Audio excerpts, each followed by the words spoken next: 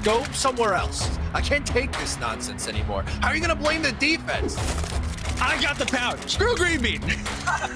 Damn it. But once you get to the sausage, I feel like we're doing something. Go Jets.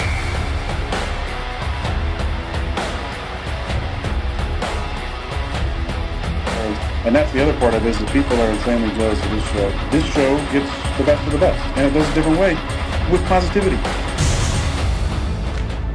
He scores! Ow, my head. No, come on. What would you give up to see a Jets Super Bowl? All of my friends and family. Hit those milk duns, boys and girls. Freeze run. Jets!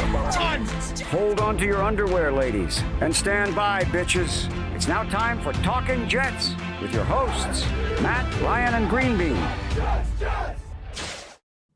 Welcome to Talkin' Jets. My name's Ryan, and I'll be your pilot tonight. I am brought to you alongside my co-pilots. I got Mr. Green Bean to my this way. I got Mr. Matt O'Leary to my that way. Green Bean, how you doing tonight? Dude, I'm in the best mood ever, man. I have been looking forward to hanging out with you guys, and this is exciting. And I actually found a way to get excited for this season too. I think I'm broken in the brain, and I can't wait to talk to you guys about it. I think we're all a little broken in the brain after rooting for this team for as long as we have. O'Leary, how you doing tonight? I'm doing really well. One, I'm with two of my best buds here talking New York Jets football. And then on top of that, training camp practice tomorrow. We're going to be getting tweets. Oh, Justin Fields went 8 for 10 with 4 touchdowns today. Oh, just right in the veins, please. Oh, it's just everything I want. I want to hear like 300 yards, 12 touchdowns on 10 passing attempts, like all the good stuff, right? Just absolutely awesome. Boys and girls, we are back every week, Tuesday, 8 o'clock to 10 o'clock from here on out. If you're just popping in here, make sure you hit that like button. It goes a long way towards telling people who haven't watched this show before that it's a show worth watching. And we've actually got 2 tickets to training camp that we're going to be giving away. Matt, can you tell us what dates those are and who gave us the tickets? Yes. So thank you to a loyal listener, always tunes in. Justin V sent me some tickets for July 31st. So next Tuesday, I have 2 that we could give away tonight. 2 went to J Quest. He claimed them on Twitter, but we're saving 2 to give away tonight. So if you want the tickets, drop the ticket emoji in the chat and you'll be entered to win these tickets to training camp next Thursday. Only put it if you can go. Don't be a dick. Boys and girls, if you haven't noticed, there's little logos in the chat now that tells us who our top fan is. Apparently, Green Bean is our top fan. I am the best. Posting. Always posting in there. He's number 1 right now. He is the wiener. I'm number 1. I'm number 1. Yeah, I love us. I love it. Luis Sanchez wants the tickets. He's getting entered into the raffle that we're going to do towards the end of the show. So make sure you hang out. Make sure you can go to the July. It was 31st, right, Matt? Yes, July 31st, next Thursday. Yeah, so if you can make it, we'd love to send them to a fan that can go to that practice.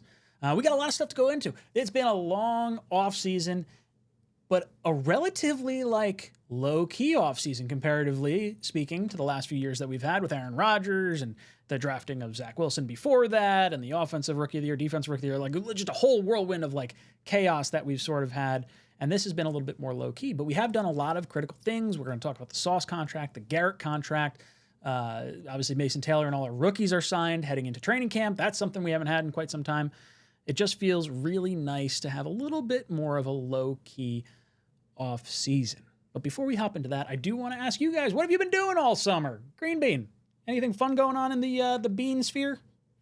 Yeah, man. I have been drinking more creatine than anybody should be drinking. Yeah, man. I just been focused on health this past couple of months. I've been to Ocean City, spent a lot of time on the beach up there, a lot of time in the gym, a lot of time. I was telling Matt before the show, I've been laying on this thing called a a Shakti mat. You guys ever heard of this thing? It mimics a bed of nails. So I fucking hate it, and I'm trying to get myself to like it. So I'm focused on I want to transcend to other realms, and I'm very sad. I want to just say this once. I'm very sad to hear about the passing of Ozzy Osbourne today.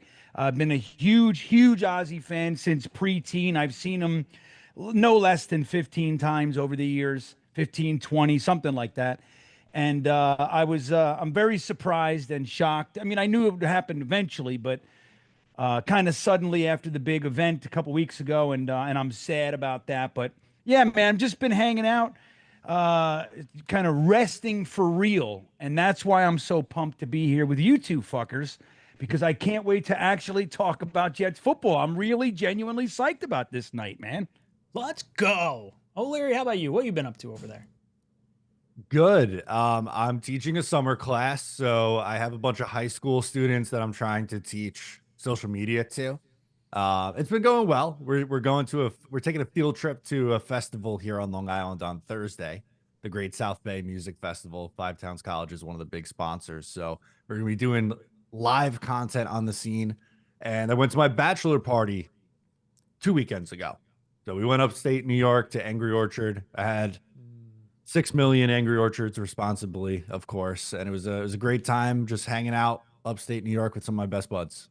I love it. Angry Orchard is a fun time. I've only ever been in like the cold weather, so I wasn't able to. They have like a tree house outside, I think, right? Yeah, we went in the tree house. We got a private tasting in the tree house. That was an awesome experience. And they have like an outdoor seating area where they have like live music and stuff. So just chill vibes. That's what I was going for. Oh, I like it.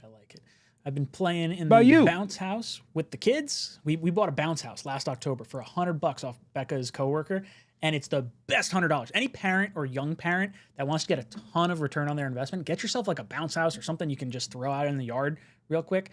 It like literally blows up in 2 minutes and then like collapses down in like 2 minutes. We've used it no less than like 50, 60 times since we bought it. It has been so much fun. And then when you have parties at the house, you have a bunch of little kids over, just throw it up. It's got a slide on it. Oh, it's been so much fun. I set up a drip line for my wife for Mother's Day for like her garden. So I've got that going. I actually set one up for my mom and my mother-in-law as well. So like helping all the ladies in my life water their plants and take a little stress off. So just some house projects around the house. But man, I've been chomping at the bit, ready to get back into talking football. And nothing better than talking with some of my best buddies that will also be going to the Talkin' Jets Group Buy Week 1 Tailgate Joe Tailgate, Jets versus Steelers, food, drink, on field after the game, ticket and tailgate, everything included, $2.99 over on talkinjets.com. We only have a limited amount of tickets, so if you are interested in doing that, make sure you click in the link in the description down below or head to talkinjets.com. We are also going to the 𝐒𝐫𝐞𝐫𝐢 Music Festival the day before the game. So it's a whole Talkin' Jets weekend. We're going to be doing a live show and hangout from the music festival. It's really cool. They got a whole bunch of food trucks and games and musicians coming out. It's going to be a whole lot of fun. And we're hoping you're going to be there. That one's going to be presented by Rebel Ape. Matt, I'm drinking the Rebel Ape. Yeah, I'm drinking a Rebel Ape. They're our proud sponsor of our live show on the Saturday of that weekend. They're having a sale on their website, rebelapeshop.com. Promo code JETS gets you 10% off. So I am indulging as we speak right now. Tastes very good. Hell yeah. Love it. Absolutely great. I'm so excited for this. This is our third time doing the official group buy. We've been to a few games together, but like the group buy, we've done the before game on field, we've done the halftime on field, and now we're doing the post game on field, and I'm just all sorts of amped up for it. We got people coming over from overseas flying in for the game. It's going to be a lot of fun. Green Bean, you excited? Dude, I couldn't be more excited. And this is good because, like you said, we've had pregame that we had like two different groups that year, right? We had Matt, what was your group? Like you went out there and did you did hula hoops or something out on the field or something? What was it? It was like pre-warm-ups almost. Like you guys went out there, I feel like it was the end of warm-ups and then like when they did the anthem and stuff, right? We did, yeah. We saw the players running in. Like, Yeah. so, the announcements. Okay, so then it was definitely when warm-ups were happening then when we were out there against the Chargers. Yeah, so then we did that was the Chargers. So that was really great. We felt so good as a group. We were all excited. And then by the time we got to our seats, the game was over. Little did we know. But then the last year, the rain day, we got on the field halftime, which was great, but it's difficult because, we had to leave our seats and then go all the way down. And everything. This is the end of the game, no pressure. You know what I mean? Like, we just go on the field. We can hang out on the field, take pictures and all that jazz. So I couldn't be more excited, man. And it's, I believe, Talkin Joe, Tailgate Joe is doing his Mexican day for opening day, which I'm excited. Which, though, I'm telling you this is what I'm going to do. He makes churrasco steak, which down in Florida is a huge thing.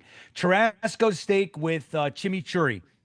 I'm going to tell you guys right now, don't fill up on the other bullshit, on the tacos and everything else. Just do what I'm going to do. I'm going to eat about $16,000 worth of churrasco steak at this tailgate. And then I'm going to go in and watch Germaine Johnson pick Aaron Rodgers up by his ankles and whip him like a carpet on the field on the 20-yard line.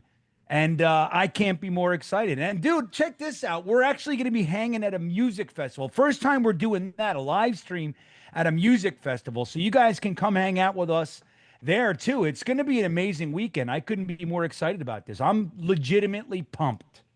Yeah, and if you guys can't make it to the game, you can absolutely go to the 𝐒𝐫𝐲 Music Festival, independently. You don't have to go as a wombo combo. We do have a together package between the two, but you could go to one or the other or both, however you want to do it.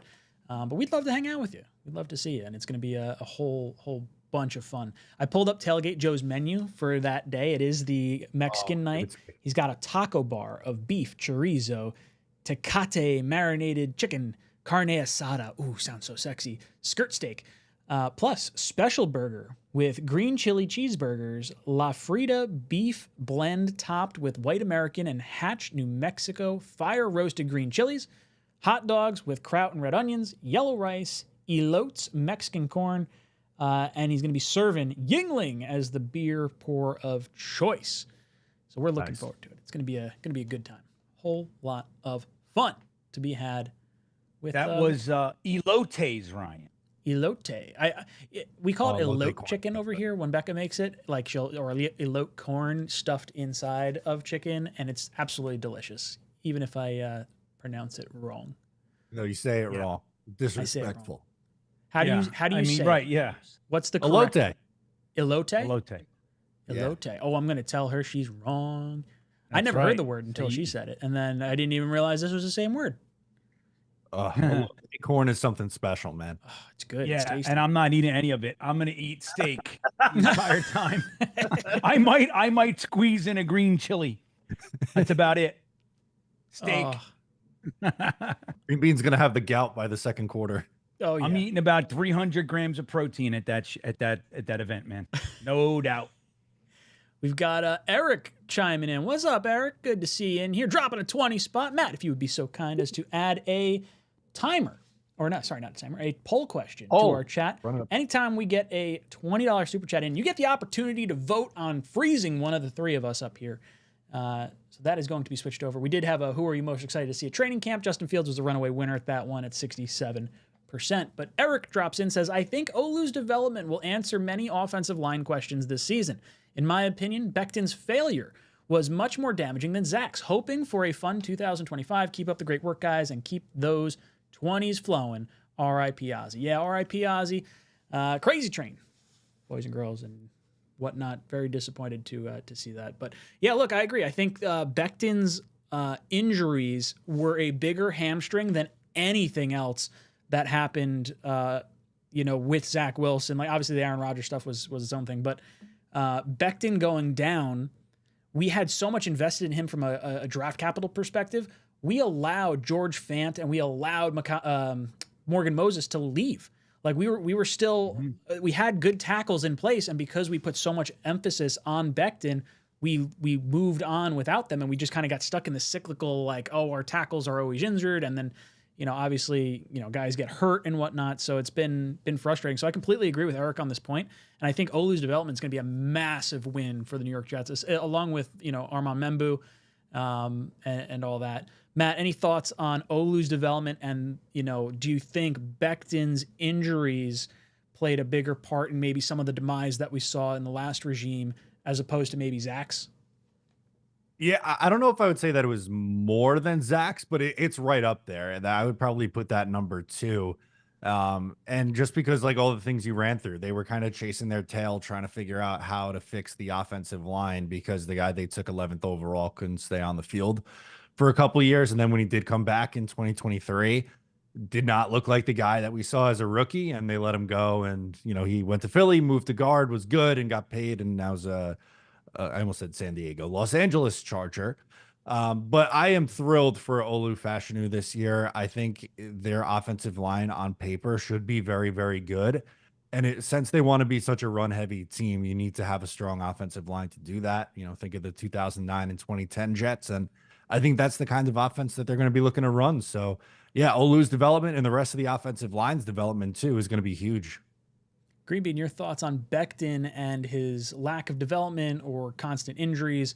How'd you feel about that, and how it maybe derailed some of the Jets' plans early on? I'm more than Zach, though. I mean, I don't know, dude. Zach, I mean, there were plenty of games that the defense was great. The receivers were open. He had time, and he just decided to throw it to other people wearing other uniforms. And, you know, I mean, I know what you're saying about Becton's failure and all that shit, but I don't know. I think Zach's got him beat there, but I'm excited for Olu too. We have a young offensive line. The truth is, man, is there is a lot more on this team, you know, in a year where we're like, our expectations are on the lower side. We actually have a lot going on with you know, a completely built young offensive line. Breece, Garrett Wilson, you know, Braylon Allen, you know, obviously still Quinnen and Germaine Johnson's back, and Sauce and all these guys. So I don't know, man. I think there's a lot to watch here. And I'm excited about it. And, you know, if Aaron Glenn, because Saleh was a puss, like, can we just say that? Like, he was soft. There was no accountability. It was kind of, you know, all gas, no brake, this whole thing. There was nothing there.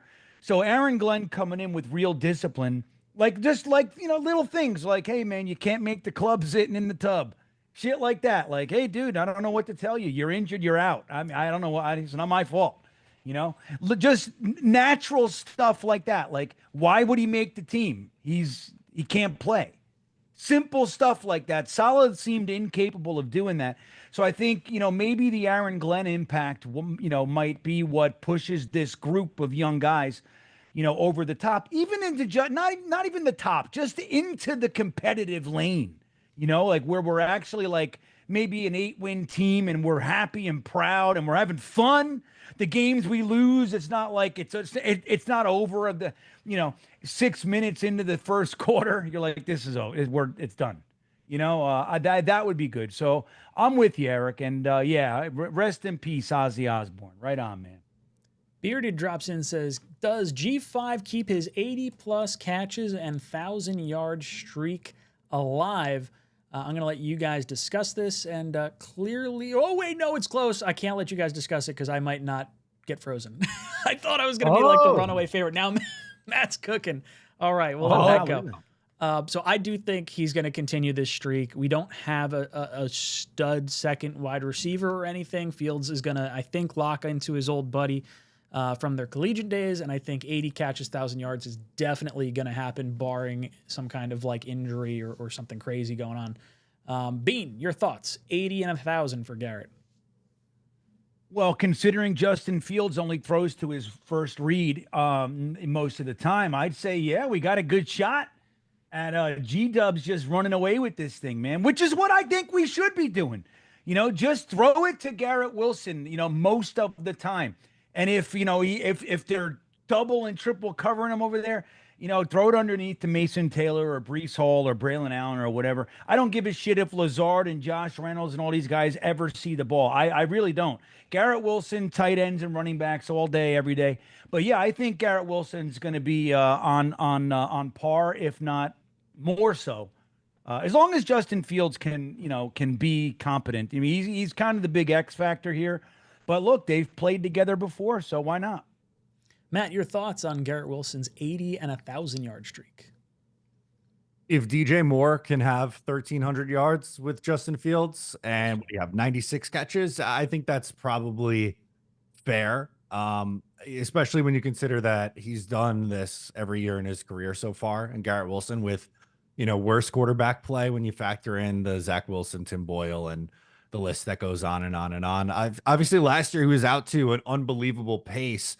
And then they traded for Devontae Adams, and then that kind of slowed down the production after that. But even still, 101 catches, just over 1,100 yards, 7 touchdowns. I would imagine he's in the high 90s, low 100s in receptions, and then is probably, again, pushing maybe a career high, honestly. 1,104 yards is his career high. I think he goes over that number this year.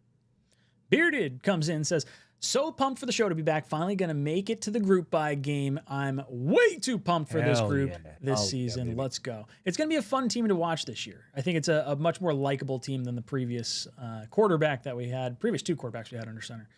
𝐒𝐵OOGIE comes in with a 20 spot. He says, freeze Green Bean. How much can Aaron Glenn change the Jets' way? A lot or a little? So hold on. Let me go back. I got to go back to the live. Okay, so Matt and I are tied at 38.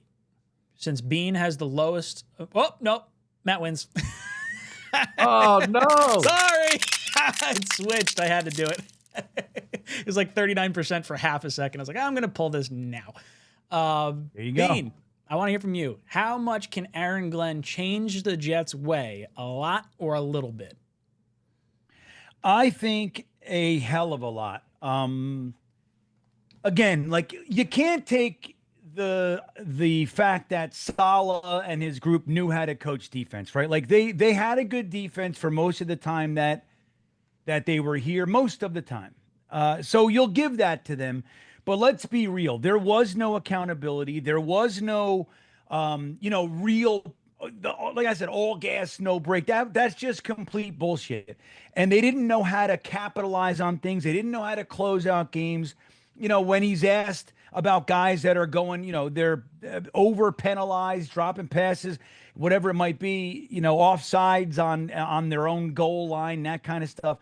He said, what do you want me to do? Make them do push-ups? Like that kind of stuff. It's like we're talking to somebody who's never done the job before, or just he can't do it. So I think Aaron Glenn's not afraid to step in and institute, accountability, discipline, and work. We got a text on our Jets thread on Instagram, recently, that it's a totally different scene at camp. It's like there's no bullshit. There's no like hoopla. It's just guys working.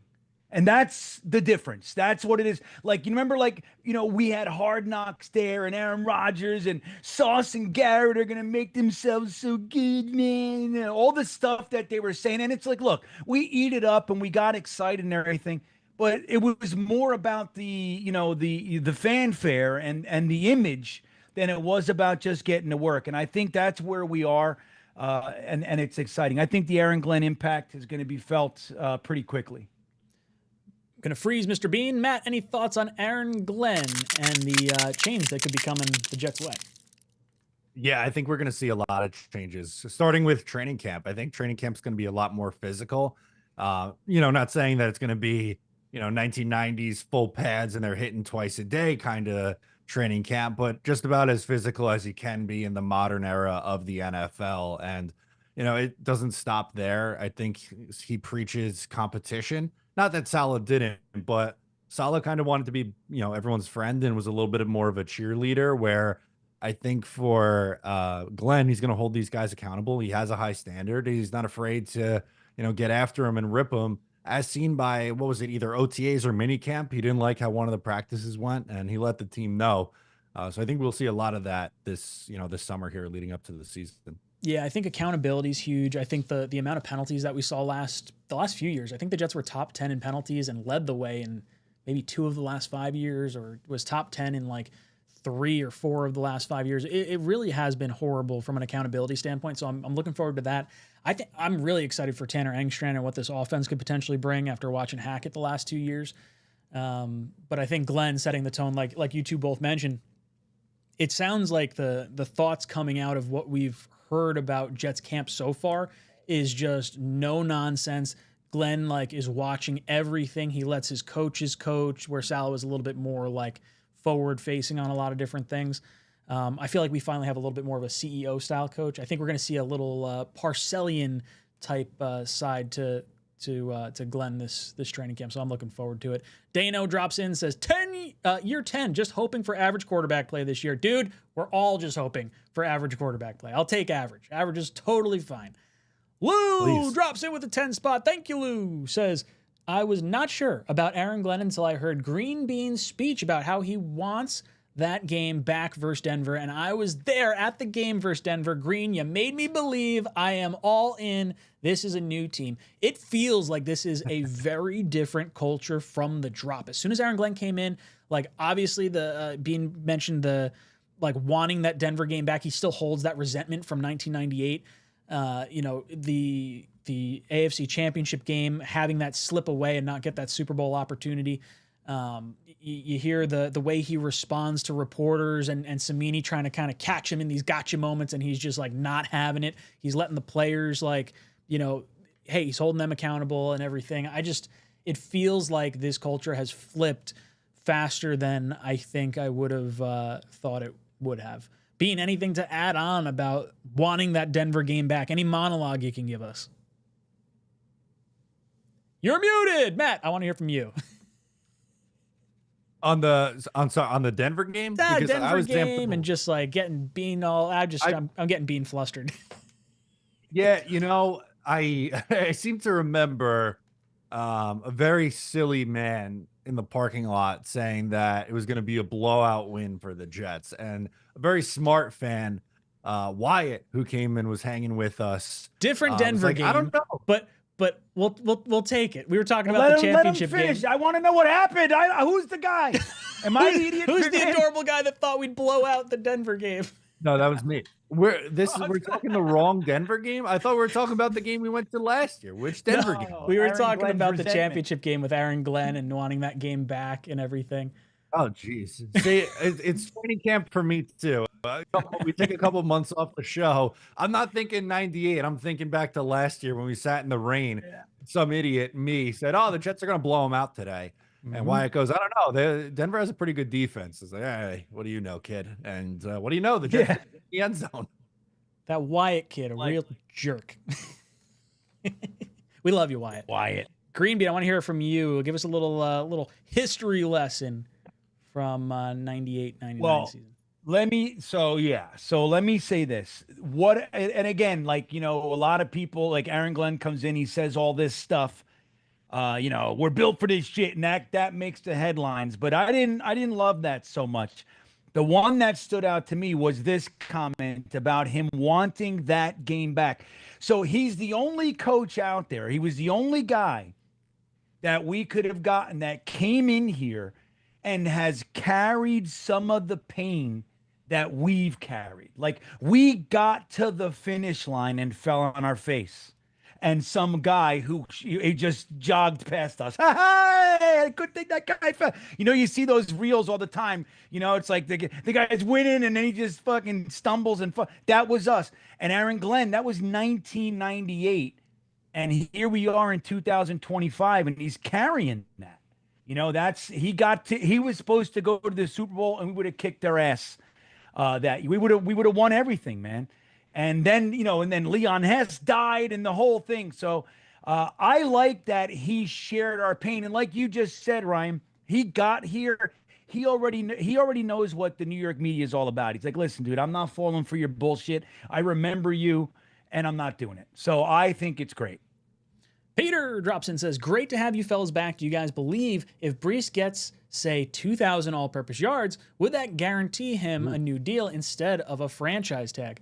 I would say probably not. I think it probably guarantees him. Well, put it this way: I think he would probably get a new deal. I don't know if it would be from the Jets. I would love to see Breece back. If they don't plan on at least franchise tagging him or extending him, I think it's going to have to be a move at the deadline. I don't want to roll into like the offseason really with, all this confusion and what could potentially happen. But 2,000 yards, that certainly should get him a new deal. I think so, 110%. Matt, your thoughts on if Breece gets 2K yards, he getting a franchise tag or is he getting a new deal? I see Peter's point, right? Like you would think if he has a monster season like that, of course you're going to want to bring him back and give him a deal. A part of me still thinks it'd be the franchise tag though. Just because they have so many guys that they need to sign coming up. You got to make a decision with Germaine Johnson probably after this year. Then you have 2 guards who are hitting free agency. What do you want to do with John Simpson and Elijah Vera Tucker? What are you doing with Quincy Williams? Are you letting him walk? Are you bringing him back? What if Will McDonald has 12 sacks this year? Is he getting an extension after the year? So these are a lot of names that we're going to be talking about. I would love it. Make it as hard on the Jets as humanly possible, Breece Hall. Make them want to keep you. But I'm still going to stick with, I think it would still be a franchise tag in this scenario. Being your thoughts on 2K yards for Breece, does that get him a new deal or a franchise tag? I just want to know how I got down to number 11 on the fan list. So you're not throwing super chats. What, I think that's how it works. is that what it is? Yeah. I've been cheapo. Maybe that's what I got to do. Okay. Yeah, dude. I mean, look, here's what I will say. We're going into camp with no contract baloney for the first time in a long time.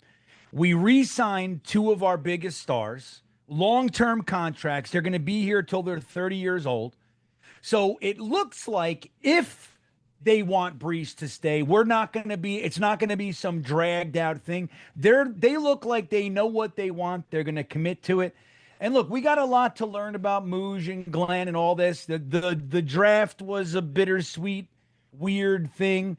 And we don't know how it's going to work out, the draft picks and all that stuff. But no matter what, if Breece gets 2,000 yards and they want him, we're going to know whether it's franchise or they're going to extend him right away, which I think is refreshing. It's nice to go into this season without any bullshit. Yeah, the one thing I will say, and I didn't really think about it until Matt brought it up, but Will McDonald going into his, after his 3rd year, does, we have just set the precedent that you re-sign your top players after, 3 seasons. I think, now granted, you had offensive rookie of the year, defensive rookie of the year, there's some all pros in there. So maybe that's the delineation that they sort of shift towards with Will McDonald, because that's always kind of I don't want to call it a fear, but you sort of set a precedent and everyone starts asking for money earlier and earlier. It's not bad if you pay the right guys, but if you commit too early to a guy, and honestly, we'll get into it in just a second after Jake's super chat, but we'll talk about the contract structures and how these guys set up their deals.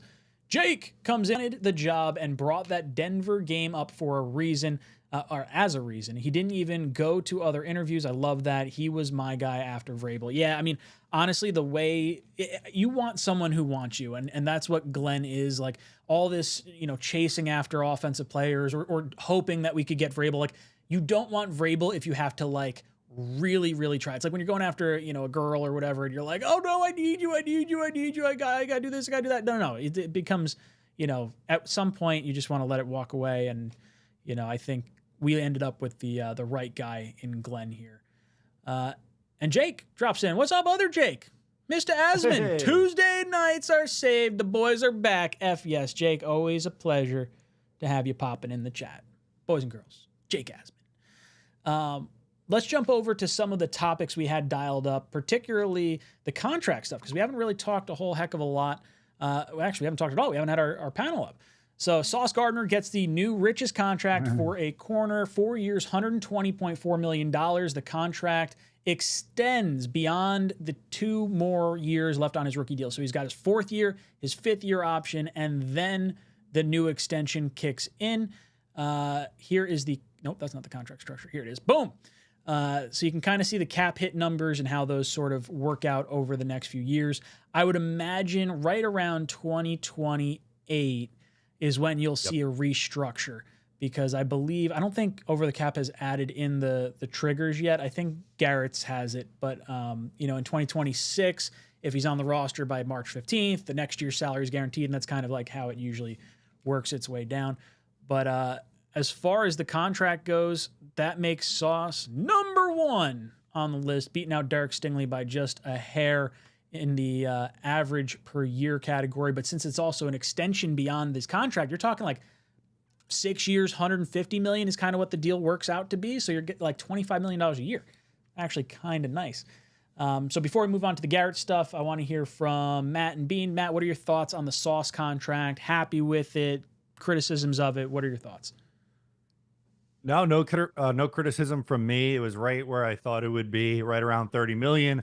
I'm glad he got 4 years. I know Stingley got the 3-year extension, but I was hoping Sauce would get 4 years. And I think it's great. Last year, to his standard, probably wasn't where you wanted it to be, but still played at a top, 12 cornerback level in the league, even in a bad year for Sauce Gardner, and was arguably the number 1 or number 2 corner in the year the previous 2 years. So it's a young player that they obviously want to build around. And, Aaron Glenn coming in here too, I think is going to do wonders for Sauce Gardner going forward. His head coach played the position. He also was pretty good at creating turnovers, and hopefully that's something that Sauce can add to his game and just take it to another level. But I'm very happy that they were able to come to terms on this extension. Bean, what about you? How do you feel about Sauce's contract? I love it. And I love that it's done. Here's the thing. I've been staying away from Twitter for a little while, right? So, because it's a fucked up place. If you're not in the best mindset, like if you're susceptible to being angry or something like that, if you're a little sensitive, that Twitter's not the place. Right? You're like, oh yeah, motherfucker. You find yourself talking to people about, which baloney's the best, and you're ready to stab his fucking mother over 𝐒𝐮𝐬𝐬𝐻 versus Oscar Mayer. It's like, how did I get into this? But I did check in when G-Dubs was signed and Sauce was signed and everything. I got a little burst of whatever, and I was checking in. And I gotta say, dude, there are far too many Jets fans that are like down on Sauce Gardner, like that. He doesn't deserve this and blah, blah, blah, blah, blah. Dude, number one, if you guys don't know this, Sauce Gardner played injured most of the year. He injured himself in San Francisco. Remember that? He went out with the ankle thing and he came back in. We used to applaud guys that did that shit. And the NFL has gotten really soft. Like if they twist their pinky toe, they're out for 3 weeks. It's like they call it a business decision and all this kind of stuff. Sauce went out there and played, and it's like, and the truth is he wasn't Sauce-like, right? For the most part, he played okay, he played fine, but we saw some bad stretches there. But dude, he is prototypical, and he's young. He's been to the 2 All-Pros. Like if you got 3 years, 2 of them are All-Pro and a Rookie of the Year. I mean, what the hell are we looking for? You know what I mean? Like there was a time not too long ago when some of those same people were saying that Mike Maccagnan was a loser because he didn't overpay Jordan Jenkins. You know what I mean? Like that's where we were, like Jordan Jenkins is the leader of the defense. It's like, dude, Jordan Jenkins is a fucking jag. Sauce Gardner has potential to be one of the better cornerbacks in Jets history. Like if this continues, he's already on that trajectory. I love it. I love keeping young players. I hate being out on a guy as soon as he dips. Now, if he was 36 and he starts dipping, yeah, right, maybe he's toast. We saw a little bit of that last year with Aaron Rodgers. Maybe this guy, might not have any juice left. Sauce is 24. Is he 25? Right, he's 25 years old. Yeah. Yeah, dude. Let's, I don't know, man. I love it. I love keeping our young guys. Quinnen is here. Germaine Johnson is here. Sauce is here. We got Quincy Williams is here. Keep Garrett Wilson for the offense. I love it. I love keeping the young stars. It's about time that we've done it. Dude, he's only like, this is the second and third draft pick to get their second contracts in how long? It's Quinn. Dude, I waited like 15 years to buy a jersey because I wouldn't do it till they signed a second contract. That's why I got Q. That's why I got the Quinnen Williams jersey. It's like, I mean, what the fuck do we want as Jets fans? You know, it's good. It's a good thing, damn it. Yes, we should have signed Sauce Gardner. And in 2 years, we're going to look at this contract, and it's going to be chump change. Don't worry about it. Don't worry about the money, everybody. 100%. These are the second and third contracts that we got to see this year. Remember, Sherwood was signed to a contract early on in the offseason. Yeah, so that's right. We're feeling pretty nice about our young talent right now. Brian comes in. What's up, Brian? Thank you so much for the 10 spot. Says 2 years of hype of Aaron Rodgers and Jets Super Bowl contenders. Now media and many fans are having a I won't believe until I see it mentality. Great, giving Jets less pressure and more motivation. 100%. And look, as a fan, my heart was like over the moon when we got Aaron Rodgers. And my expectations were sky high, just like everyone else in this chat. And I am looking forward to having a low-key year. I love the low-key offseason for the most part. We're making the correct moves that I think we should be making. This year is going to be an evaluation year. Like, for people that are talking about like trading for a number 2 wide receiver or anything like that, like, I'm kind of off base on all that. Give me our guys in-house right now. Let's retain who we can retain, who makes sense for what we're going to do moving forward, and let's evaluate. And then if we're going to start spending some money outside of the New York Jets, then let's know what we have going into 2026 and start making decisions, after this season. But I love it. Matt, your thoughts on a low-key offseason? Kind of like it? I do like it. The Jets are operating as like a normal football team. If the Jets go like a normal 8-9, Jet fans, I think, would be thrilled with that, which is crazy because it'd be another losing season. But it would be like, hey, we overachieved slightly, right? The win total set at 5.5, trending in the right direction. Didn't do anything crazy. There was no, athletic articles coming out about the quarterback or the owner. And if let's just be a normal franchise for a little bit. And who knows, maybe the Jets will be even better than what we think. There's been years where, we didn't think the Jets would be any good. I go back to 2006, after 05, Herm goes, it's, Eric Mangini's first year. Expectations were pretty low, and then they won 10 games, were a playoff team. So it's going to be dependent on Justin Fields and, what level of quarterback play they get. But I'm excited for this year. I think there's, a lot of young guys that you can get behind and hopefully get this thing going in the right direction. Bean, what about you? Happy about the low-key offseason for the most part, comparatively to the last few years? Hell yeah, dude. I can't take it. I'm on record. Me and O'Leary, we held hands complaining about the number of primetime games given to a team that's done nothing in 20 years. So I like it. Stick us on 1 p.m. in just a little local market. You know what I mean? Just stuff us in the corner of, that little elbow, Long Island, Eastern New Jersey, and Brooklyn and Manhattan. That's the only people that should be able to see Jets games if you're not paying for it. That's it. 1 o'clock on Sundays, tuck us in the corner in the basement until we actually earn something. That's what I like. I want it nice and quiet. I can't stand it. It's like Harry W's in the chat right now saying, anybody want it's a super chat, but whatever. He says, anybody want an AR-8 jersey? And that's why I couldn't buy one. I couldn't do it, man. I wanted to. I wanted them to do everything. I couldn't do it because I just knew I'd be giving it away, like my Sanchez jersey and my Darnold jersey and everybody else. But anyway, yeah, I love the low-key shit, Brian. I love it. Wyatt, what's up? We were just talking about you. He says, Green Bean, Ryan, Matt. Nice to have you in here, Wyatt. Yeah, Wyatt, I was giving you credit for putting me in my place about the Broncos defense. You were right. I was very wrong. Oh, I did not. I called Wyatt a jerk, so I don't know if you're here for that, but sorry, Wyatt. John says, I bumped into Matt at a Mets game at David Wright's retirement day. Made too much of a commotion about it. Apologies, Matt. See you at the Pittsburgh game. Oh, no need to apologize. It definitely wasn't a big commotion about it.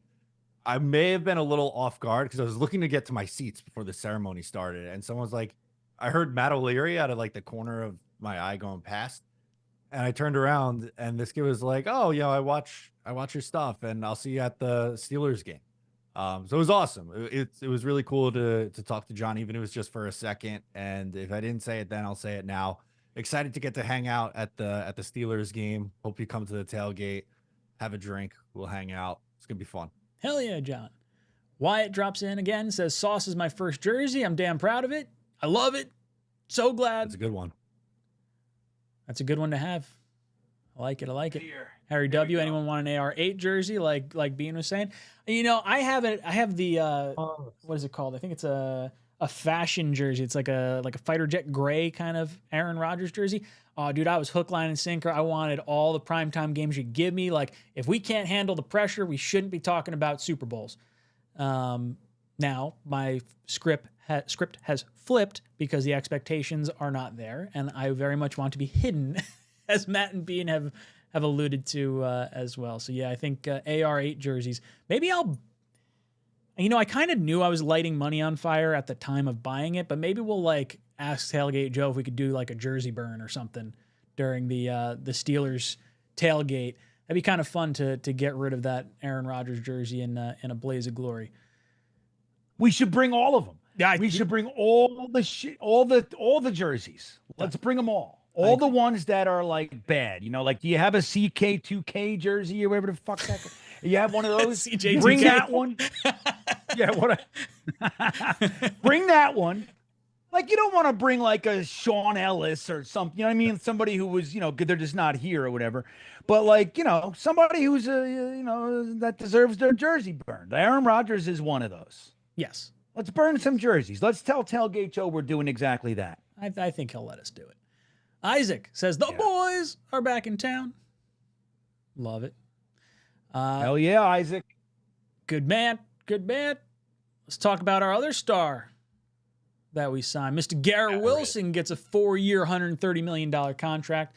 That makes him one of the top 5 highest paid wide receivers in the league at $32.99 million per year. Basically $33 million. Nope, sorry, looking at the wrong one. $32.5 million per year. He is just behind, long step behind Ja'Marr Chase, but then Justin Jefferson, $35 million, CeeDee Lamb, $34 million, DK sitting at 33. And we got our boy Garrett coming in. And he is the youngest along with Ja'Marr Chase. So these guys are going to be on this team for a long time. I was terrified we were going to lose Garrett at the end of this season or even throughout the offseason if we didn't wind up signing Justin Fields. Got Justin Fields. Now it's the commitment moving forward with both Sauce and Garrett saying, hey, look, we believe in, maybe you believe in Fields being the guy. Well, guess what? We've got his college wide receiver locked up. If Fields isn't the guy, then guess what? We have a stud wide receiver locked up for the next guy that's coming in, whether it be a rookie or a veteran or something along those lines. And this team is building it the right way. I love the contract from Garrett. Now, because of the rookie deals, it essentially works out to be like a 6-year, $150 million 6-year stretch for both Garrett and for Sauce. Sauce being the 4th pick has a little bit higher on his 5th-year option, where Garrett doesn't have as much because Sauce obviously has the Pro Bowls linked into his contract 5th-year option portion of it. So $150 million, $25 million a year. When you consider it, like Green Bean was saying, in a few years' time, this is going to look like chump change. I'm glad we got this done before Terry McLaurin got his deal, because that would have only elevated the market as well. So good on Garrett, good on Sauce, good on the Jets all the way around on taking care of these guys. Green Bean, your thoughts on the Garrett Wilson contract? Love it. This is the thing. I think Garrett Wilson, and look, man, I'm going to tell you guys, I come from the era of Wesley Walker, of Altoon. I watched Crabette and Keyshawn, and then Lavernius Coles and Rob Moore, and we've had some really stud wide receivers here. I honestly believe Garrett Wilson is the best wide receiver that we ever had. The fact that he's got 2,000-yard receiving seasons back to back. He starts his career that way with the atrocious quarterback play and number of quarterbacks that he's had to play with is an amazing testament to just how good he is. And I think, man, this is exactly the guy that you lock up. I love the contract. The truth is, I didn't even give a shit what they gave him. I wanted him here. I love how they structured it, how he's going to be here for a long time.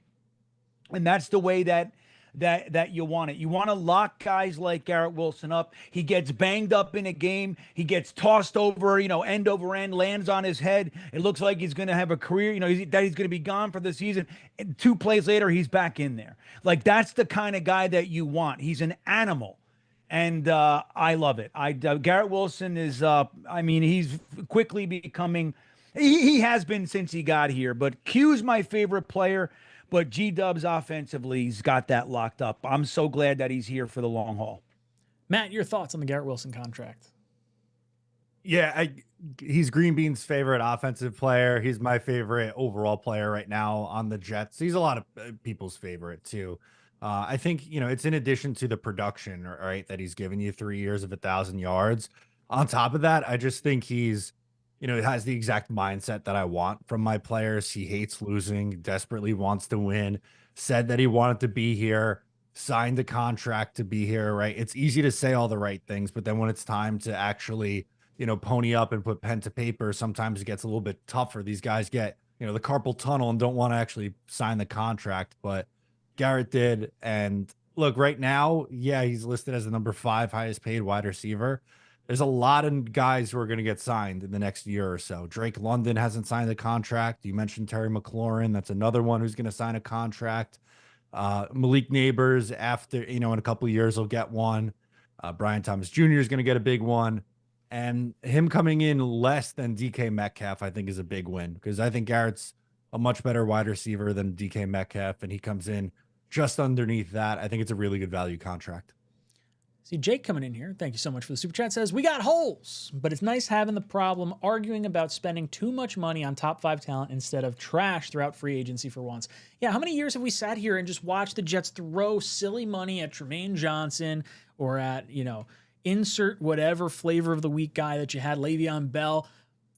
Guilty, very excited for at the time, did not work out for our favor, but it's nice to see the money going to the guys in-house that have proven themselves here, as opposed to free agents outside that are just looking for a payday, looking to hop ship, and not necessarily know if they're going to fit into your locker room and team. So I'm very happy that we're at this stage of paying talent. Like, people were complaining like, oh, well, you're going to have to restructure these guys in 3 years. It's like, oh, that is a great problem to have. You're telling me they have played so well, they have outperformed their contract, that we're going to have to give them another contract to get even more money.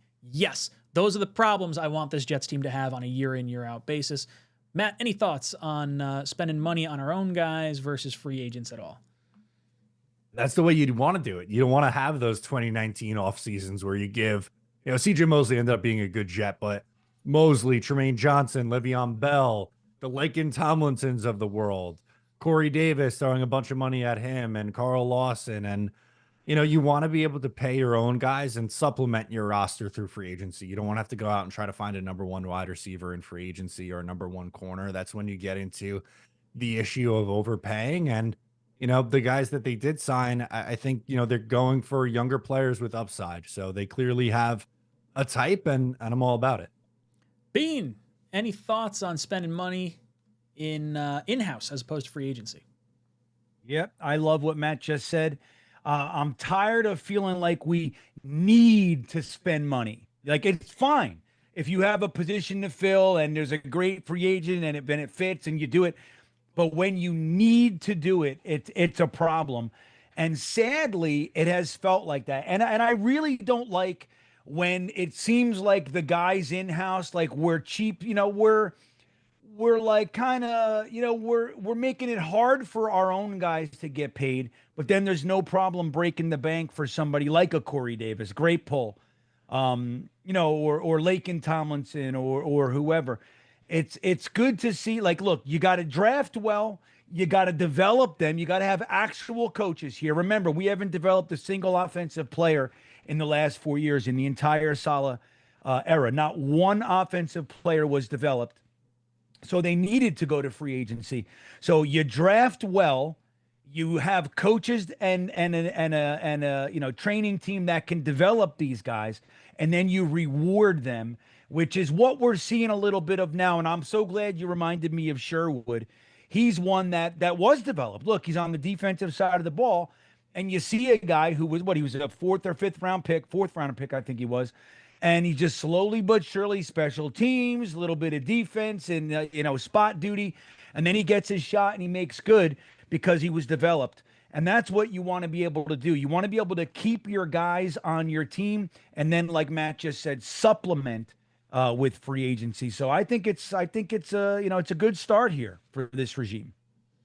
Green Bean sends in a super chat, says, I want more XP points. Trying to get his crown back. There you go. That super chat got me from 18 to 10. Hell yeah. 8 spots. Dude. Worth it. I'm learning over here. I don't know what this.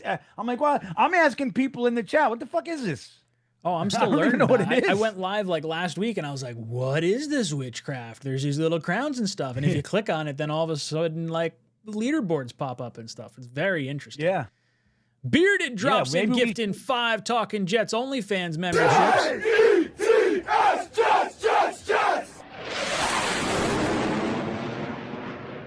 We got Party with Peg and Artie, Jared Mount, John Hammond, 𝐒𝐮𝐞𝐫𝐢11K, and 𝐒𝐮𝐬𝐜𝐫𝐢𝐻𝐿 all getting memberships courtesy of Bearded V-Tier. Guys, drop some JETS in the chat. Thank you so much for supporting the channel. We love seeing all those little emojis pop up in the chat. If you guys want to join the membership, want to help support the work we're doing here, the little blue join button below the video.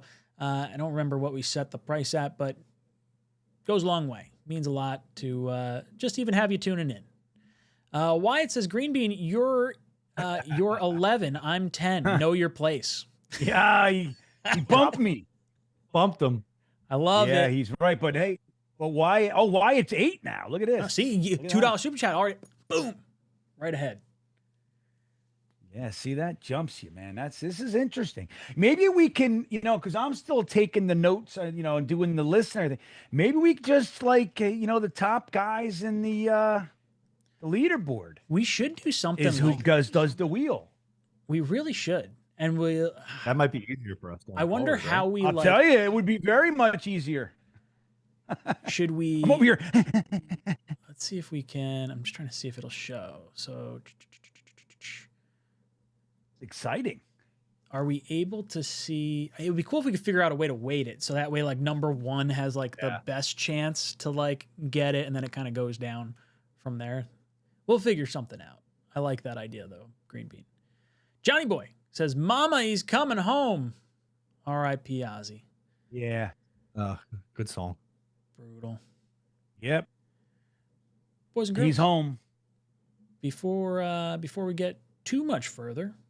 If you guys didn't know, if you're just tuning in, we're doing our group by week 1. Jets, Steelers, Tailgate, Joe Tailgate. We got Mexican food, drink, on-field access after the game ticket, and tailgate included. $299. Get your tickets over at talkinjets.com. Fun fact, the tickets in our section right now are going for $285 on Ticketmaster. So for basically $14 more, you can come through us, support our show, and get yourself a tailgate as well. So head over to talkinjets.com and get that. And then if you guys haven't done so already, check out the 𝐒𝐫𝐞𝐫𝐢 Music Festival. We're going to be doing a live show and hangout from the festival Saturday, the day before our group buy. So a whole Talkin' Jets weekend, with the Saturday show being courtesy, sponsored by Rebel Ape, Live Free or Die energy drinks. Matt, you still drink yours over there? You tweaking a little bit? No, I'm not really a huge energy drink guy, but I said I gotta have one on the show tonight, especially if we're being brought by Rebel Ape. I'm still sipping on it. It's still good. Oh, I like it. I know. I want one. I just blast. I haven't drank an energy drink in a long time, and I just blasted back a Monster. Remember, I used to drink like, dude, I used to literally, like, for our show, I used to have 3 energy drinks ready for the 2-hour period of our show. 3. I'd be like, blah. It's like I couldn't handle it. But that's how I feel tonight with one. I feel I want to fucking flip my desk just talking about Garrett Wilson. Wait till we talk about the locker room. I'm going to lose my marbles. Oh boy, I think that's a good leap right here. Let's if you guys didn't see, the Jets dropped a little commercial for their new locker room. If you didn't know, the Jets the last few years have been ranked one of the worst, if not the worst, as voted by the players around the league, as far as like, I guess, the quality of food in the establishment, the facilities, everything that kind of goes into like being a player on the Jets. And the Jets dropped a new trailer for their locker room.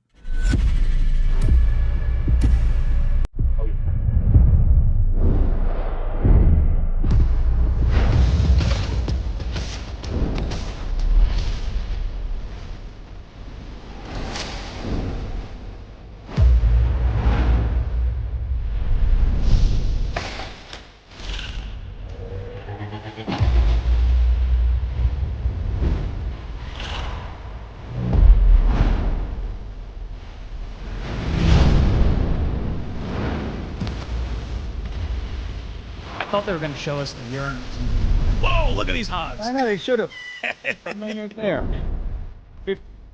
53 urinals. A barber shop. I want to get my hair cut there. That's sick. Yeah, I wonder, it would be so cool if we get my hair cut by a Jets barber. I get my hair cut by a barber who's a fan of the Jets, so that's like pseudo adjacent. cool. I don't know if you guys caught that. 92 lockers in the locker room. The roster like cap threshold on like preseason and everything is 91. So I guess there's one like floating locker that I guess they can clean, or maybe there's like a bonus locker for who knows. I don't even know. But and then you got obviously the 53 in season. But oh man, it's cool. Nice looking locker room. Wish they would give us a tour of it. I want to go see it in person. Hey, someone at the Jets, hook us up. Get us in the locker room. My favorite. Yeah, I believe MetLife does the tours. But that's not in the stadium. That's in Florham Park. Is that in Florham Park? That's got to be. Is it really? That's not in the stadium itself. Not Florham Park, baby. I did not know because that. you think like if it was just for games, they'd have no time for haircuts. That's true. That is a good point. I hadn't even considered that. I'm thinking it's like, oh yeah, because I've done the tour of the locker rooms in the stadium, where they have like they used to do the green and white scrimmage in MetLife. The last 3 years, ever since Rodgers got here, they stopped doing the green and white scrimmage as the 7 o'clock Saturday, scrimmage. It was so nice for families and things like that. Now they do it as like one of the training camp practices, like midday on a Saturday, and it kind of ruffles my feathers the wrong way. I'd like to go back to the MetLife side of things on that, but. I like the locker rooms. I think it's cool. I didn't realize it was at Florham Park, but yeah, the haircut thing makes a lot more sense, Green Bean, when you say it that way. Yeah, well, now you know why they, look, we all wondered why hot dogs were $12, $13, right? They're Guys, this 15 is now. now you know what they. That's a high-end locker now room. you know what they were doing. Now you know what they were up to. The logo on the ceiling, I think, is my favorite part. It's cool. Yeah. It just looks so cool.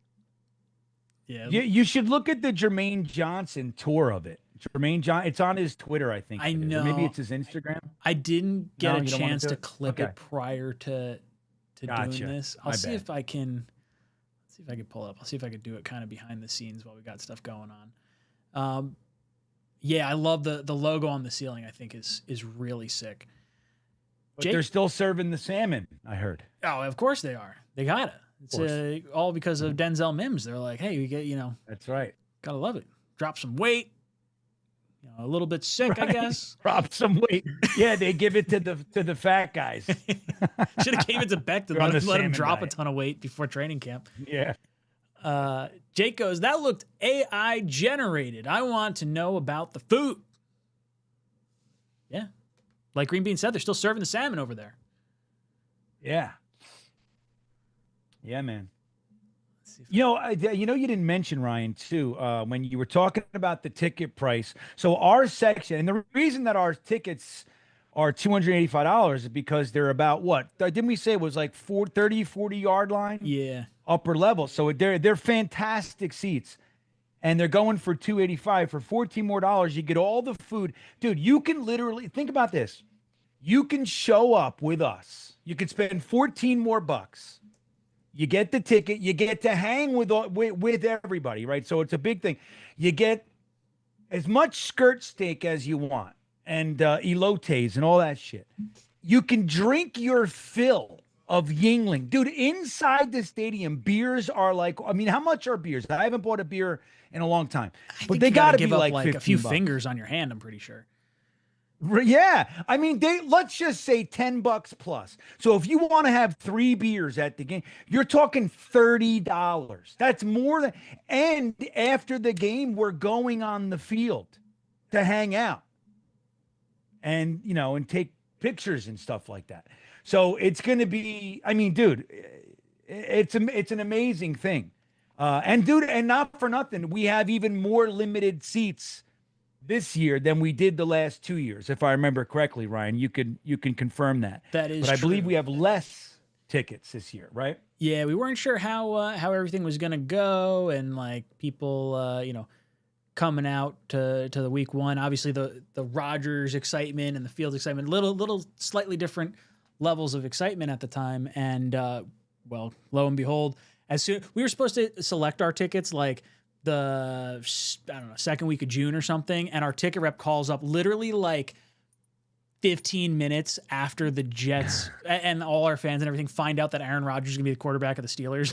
Officially, like, so do you want to get those tickets now? I was like, we had originally, I think we were gonna put in for like, I don't know, I don't remember how much, but we upped it by like 10, 15 tickets.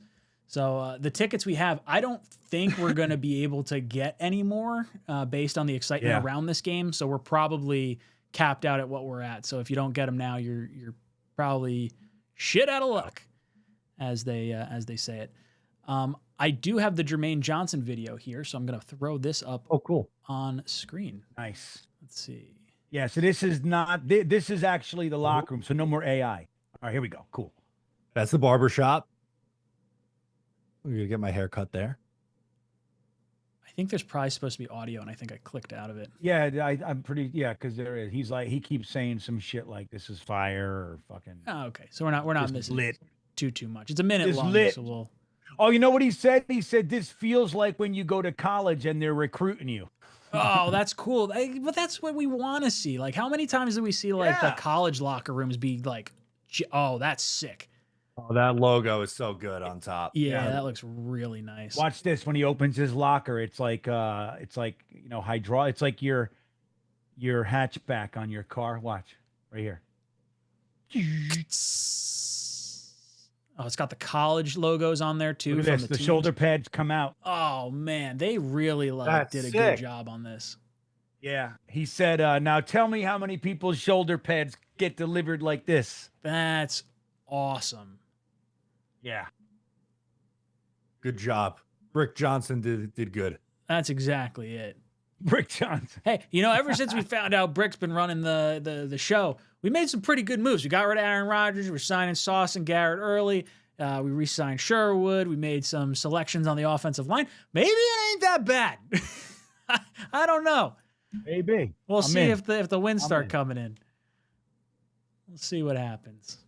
Let's see. We got a few other things we want to hammer out here. Mason Taylor signs his rookie deal. We get all our rookies in camp for the first time in a long time. Obviously, 91% of the deal was guaranteed. The holdup was because the Browns and the Texans both gave their second-round picks fully guaranteed contracts, so the other 30 players with second-round selections did not sign their deals. Obviously, everyone wanted to try and get as much guaranteed money as possible.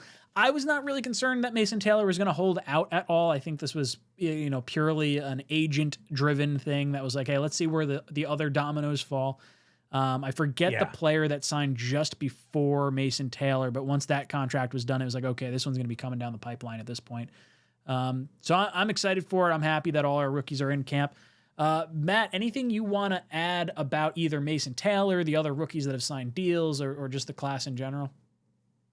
Yeah, so that was a little bit of an issue for a while with all the second round picks because it was the Browns and the Texans gave out fully guaranteed contracts to their second rounders, and the rest of the class was like, oh, If we're all getting that now, fully guaranteed. So there was a little bit of a holdout. And then the dam started to break over the last week or so. But I'm just really glad that they were able to get this done for Mason Taylor before camp started, because I hate when we have to talk about like offset language. Remember that with Sam Darnold and Zach Wilson? We were talking offset language and they missed a couple days of training camp.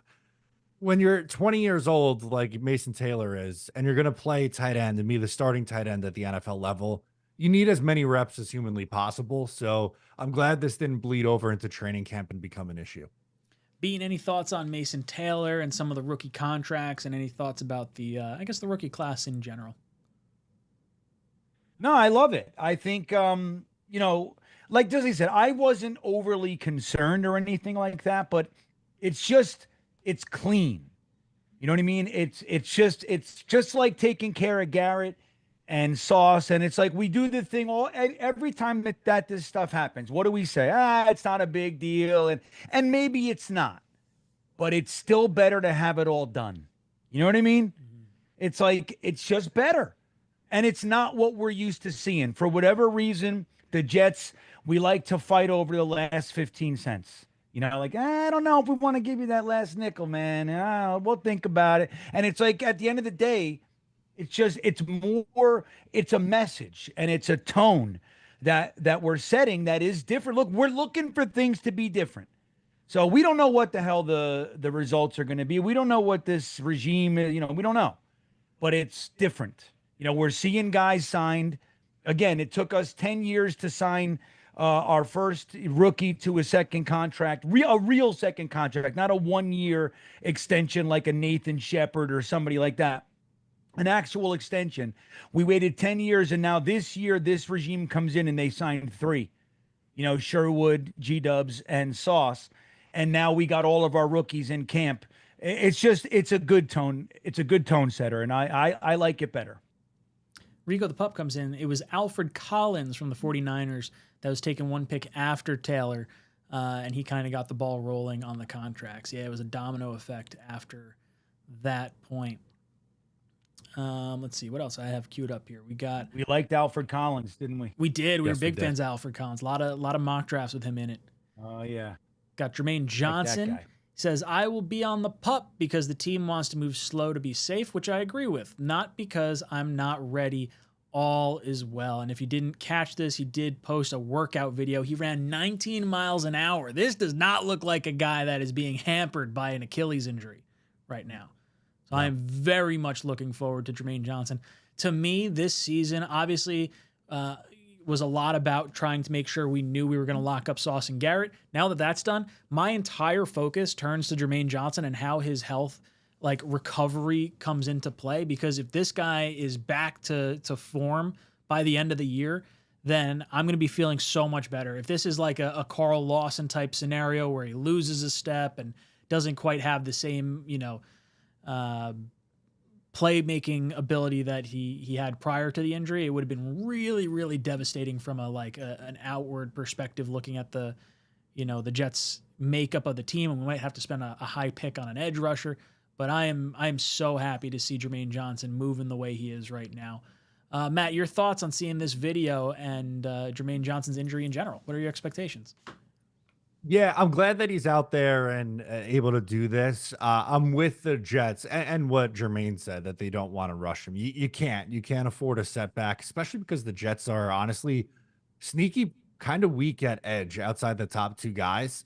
Beyond that, the depth isn't really all that good. And, I still think it's probably going to take a few games before Germaine Johnson looks like the guy that we saw in year 2. But I'm glad that the recovery is going well. There's no setbacks. He'll be ready at some point, but I don't think there's any reason to put him on the football field now and risk, worsening that injury. Bean, your thoughts on Germaine Johnson's injury and recovery process? Agree 100%. I'll tell you, though, I'm unnerved watching it. I don't want to watch this anymore. It makes me nervous. Every time he does it, I'm like, all right, enough drills. I know it's the same drill over and over, but I just can't deal. But he looks great. And I'm with it, man. Just take it slow. There's no reason for him to be out there. And look, the good news with him, you brought up Carl Lawson. Carl Lawson already had other injuries that sidelined him for the remainder of the season, some knee stuff, and he was a little bit older. It was also his second Germaine Achilles, Johnson. too. Yeah. Yeah. So, and he had a knee that took him out too. So it's like, this is a whole different thing. And Jermaine Johnson's young. He's obviously a hard worker, and he's got the right makeup for somebody to come back. And I don't think we realize how big of a deal it was that we lost him game 2 last year. And while we were waiting for Hassan Reddick to sign, we lost our young defensive edge star. So I don't know. I'm really ready for him to break out. I think just take it nice and slow. And I would like to see him ready for week 1. I got a little fantasy thing in my mind about him crushing Aaron Rodgers. And a really, when Aaron Rodgers doesn't even see him coming, that shoulder to the lower back kind of hit where the head kicks back. That's what I want to see. Oh, dude, I want to see that green bean and then just an errant pass that Sauce intercepts for a touchdown. That would just be like, That's right. Oh, chef's kiss right there. Oh, I love it. That sounds delicious to me. I'll buy a $12 hot dog if that happens. Oh, yeah. We got Justin Fields having a little bit of Jets South camp with the stud wide receivers on this list here. Zach Kuntz, Josh Reynolds, Tyler Johnson, Xavier Gipson, and Malachi Corley were the pass catchers in attendance. But obviously Garrett was looking for a contract. You have Mason Taylor, who is not under contract. So there's some reasons why some of the other guys may not have been there. But I'm just happy that Justin Fields is getting the guys out, working out. And, even if it's not an A-list crew, I'm happy with seeing the effort being put in during the slow part of the season. So, Matt, any thoughts on Fields and maybe his first in the building, last out of the building mentality? Our group chat in Instagram was talking about that as far as him being there before everyone and after everyone. What are your thoughts on Justin Fields so far? Great. Get him as many reps as humanly possible, right? Like, the biggest criticism with Justin Fields is that he's inconsistent as a passer. There's flashes where he looks good, but then there's stretches where, the accuracy isn't there, or he holds onto the ball too long. And, just get as many reps with these guys as you can. Like, guys like Josh Reynolds, I think, are going to play a big role in this offense. He's probably the number 2 wide receiver on this team. Xavier Gipson, Malachi Corley, Tyler Johnson, those guys are fighting for roster spots. Same thing with Zach Kuntz. He wants to stick around too. So I love it. I think it's always a good thing when the quarterback gets some guys together. It was great with Mark Sanchez out there in California, Jets West. I'm all here for Jets South with Justin Fields. Being your thoughts on the little camp or little practice session that Fields put together with these guys? Look at that list of losers. Look at them all. Fucking scrubs. Hopefully he just sat down. He played with, he spent some time with Malachi Corley. That's the only guy I give 2 shits about on that whole list. I hope the rest are fucking cut. Josh Reynolds will be here, of course, and he's fine. Excuse me. But, yeah. I mean, hey, man, just keep the team. It's good stuff, like the guys to spend as much time together as possible. So it's positive, but yeah. I don't know. I'm so sick of seeing Xavier Gipson's name. Tired of him. Let us know how you really feel, Green Bean. We got a little training camp schedule here coming up. Obviously, today was the report day, 3 p.m. Tomorrow, 8:30 is when they actually get on the field, and we'll start seeing some clips and comments and everything like that. And then Friday and Saturday are going to be open to the public. Saturday is the welcome back day. Then you got July 31st that we're giving tickets away. We got 2 tickets to the July 31st training camp. If you guys are in the chat and you're able to make the July 31st training camp, put a ticket emoji in the chat. We're keeping track of that, and someone is going to win those tickets at the end of this show. We want to make sure it goes to someone that can actually attend the practice, so please put that in there. And then August 2nd, we'll have the green and white practice. So hopefully, if there's someone that's going to be in attendance for the green and white practice, reach out to me, jetstalk247@gmail.com. I try to do like an every throw kind of video each year, but I'm going to not be there this year. I'm going to be up in Maine for this stretch, so not going to be able to attend any of those practices. But if you're going to make it, let me know. Let me know. And then they're going to release the next tickets. Is it this Thursday or it's next Thursday? They're going to release the next batch of tickets for, what are those dates? August 7th, 19th, 20th. And I feel like there's another one in there that I'm missing. I think there was 4 other ones. But and then the Jets do joint practices with the Giants August 12th and August 12th and 13th before our preseason game with them. So it's finally getting underway. Feels real right now. What are your thoughts, guys, with the preseason games and the joint practices? Anything of note? Maybe what percentage of snaps would you like to see any starters play? Or even if we just like pivot it to like Fields, how much do you want to see Fields play in preseason?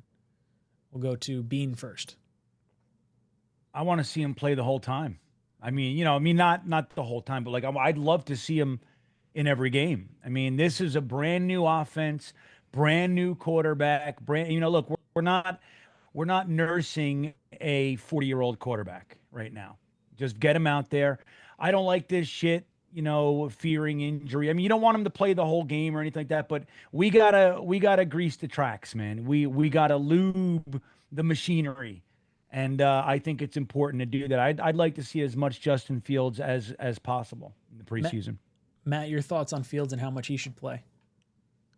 Yeah, I think that second game is kind of where you get the starters to go a little bit more. Back in the day of the 4 preseason games, it was usually the third one where you'd see the starters go pretty long. I think maybe a quarter he'll play. I just, 2 drives, maybe 3, depending on how fast they go.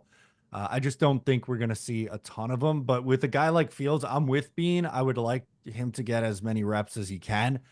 I just think they're going to go a little bit on the conservative side, maybe only play starters in that second game. And we'll see a lot of Brady Cook and Adrian Martinez this preseason, I would bet. Yeah, I'm going to fall somewhere, I guess, closer to maybe what Bean was saying.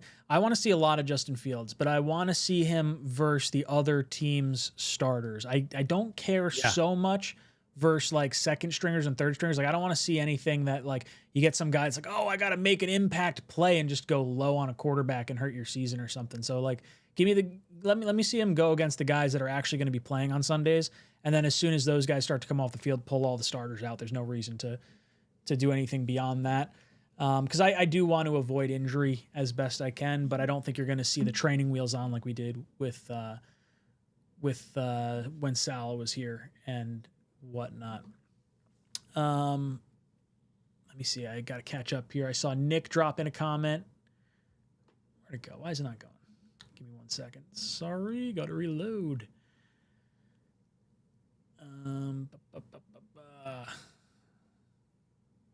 This is what happens when stuff crashes while I'm mid-click. All right. Nick Shine, what's up, dude? Nice to see you in here. He says, I see JJ on a pitch count, 3rd and 4th downs and red zone to start. Over under 16 plays for week 1. Welcome back, fellas. Missed ya. Yes, even Green Bean. Nick, always nice to see you in the chat. Let's see, 16 plays. How many plays are normally on like in a game for the defense? Is it like 40 to 50? Is that right? Pull it up from last year. Yeah, I don't. So Germaine Johnson in week 1 played 50 snaps for 69% of the total. So 69% of the total. What was the number you said? 50. How many? You want to know how many plays good teams' defenses actually?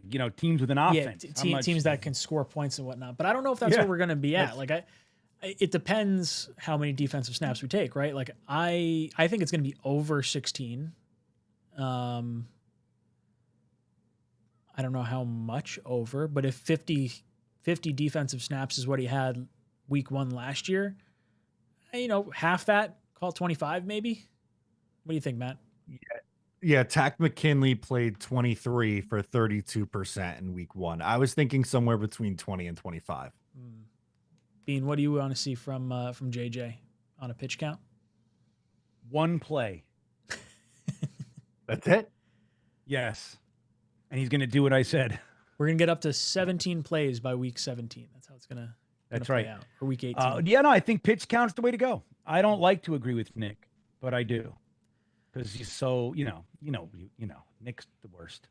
So I don't like to agree with him. But in this particular instance, I think he is wise in suggesting a pitch count that somebody told him to suggest because he doesn't think. Now, do you guys think it's more or less of a strain? Like, I almost feel like maybe running downs, first and second down, might be more the way to go with JJ as opposed to the explosive third and fourth downs, potentially needing pass rush.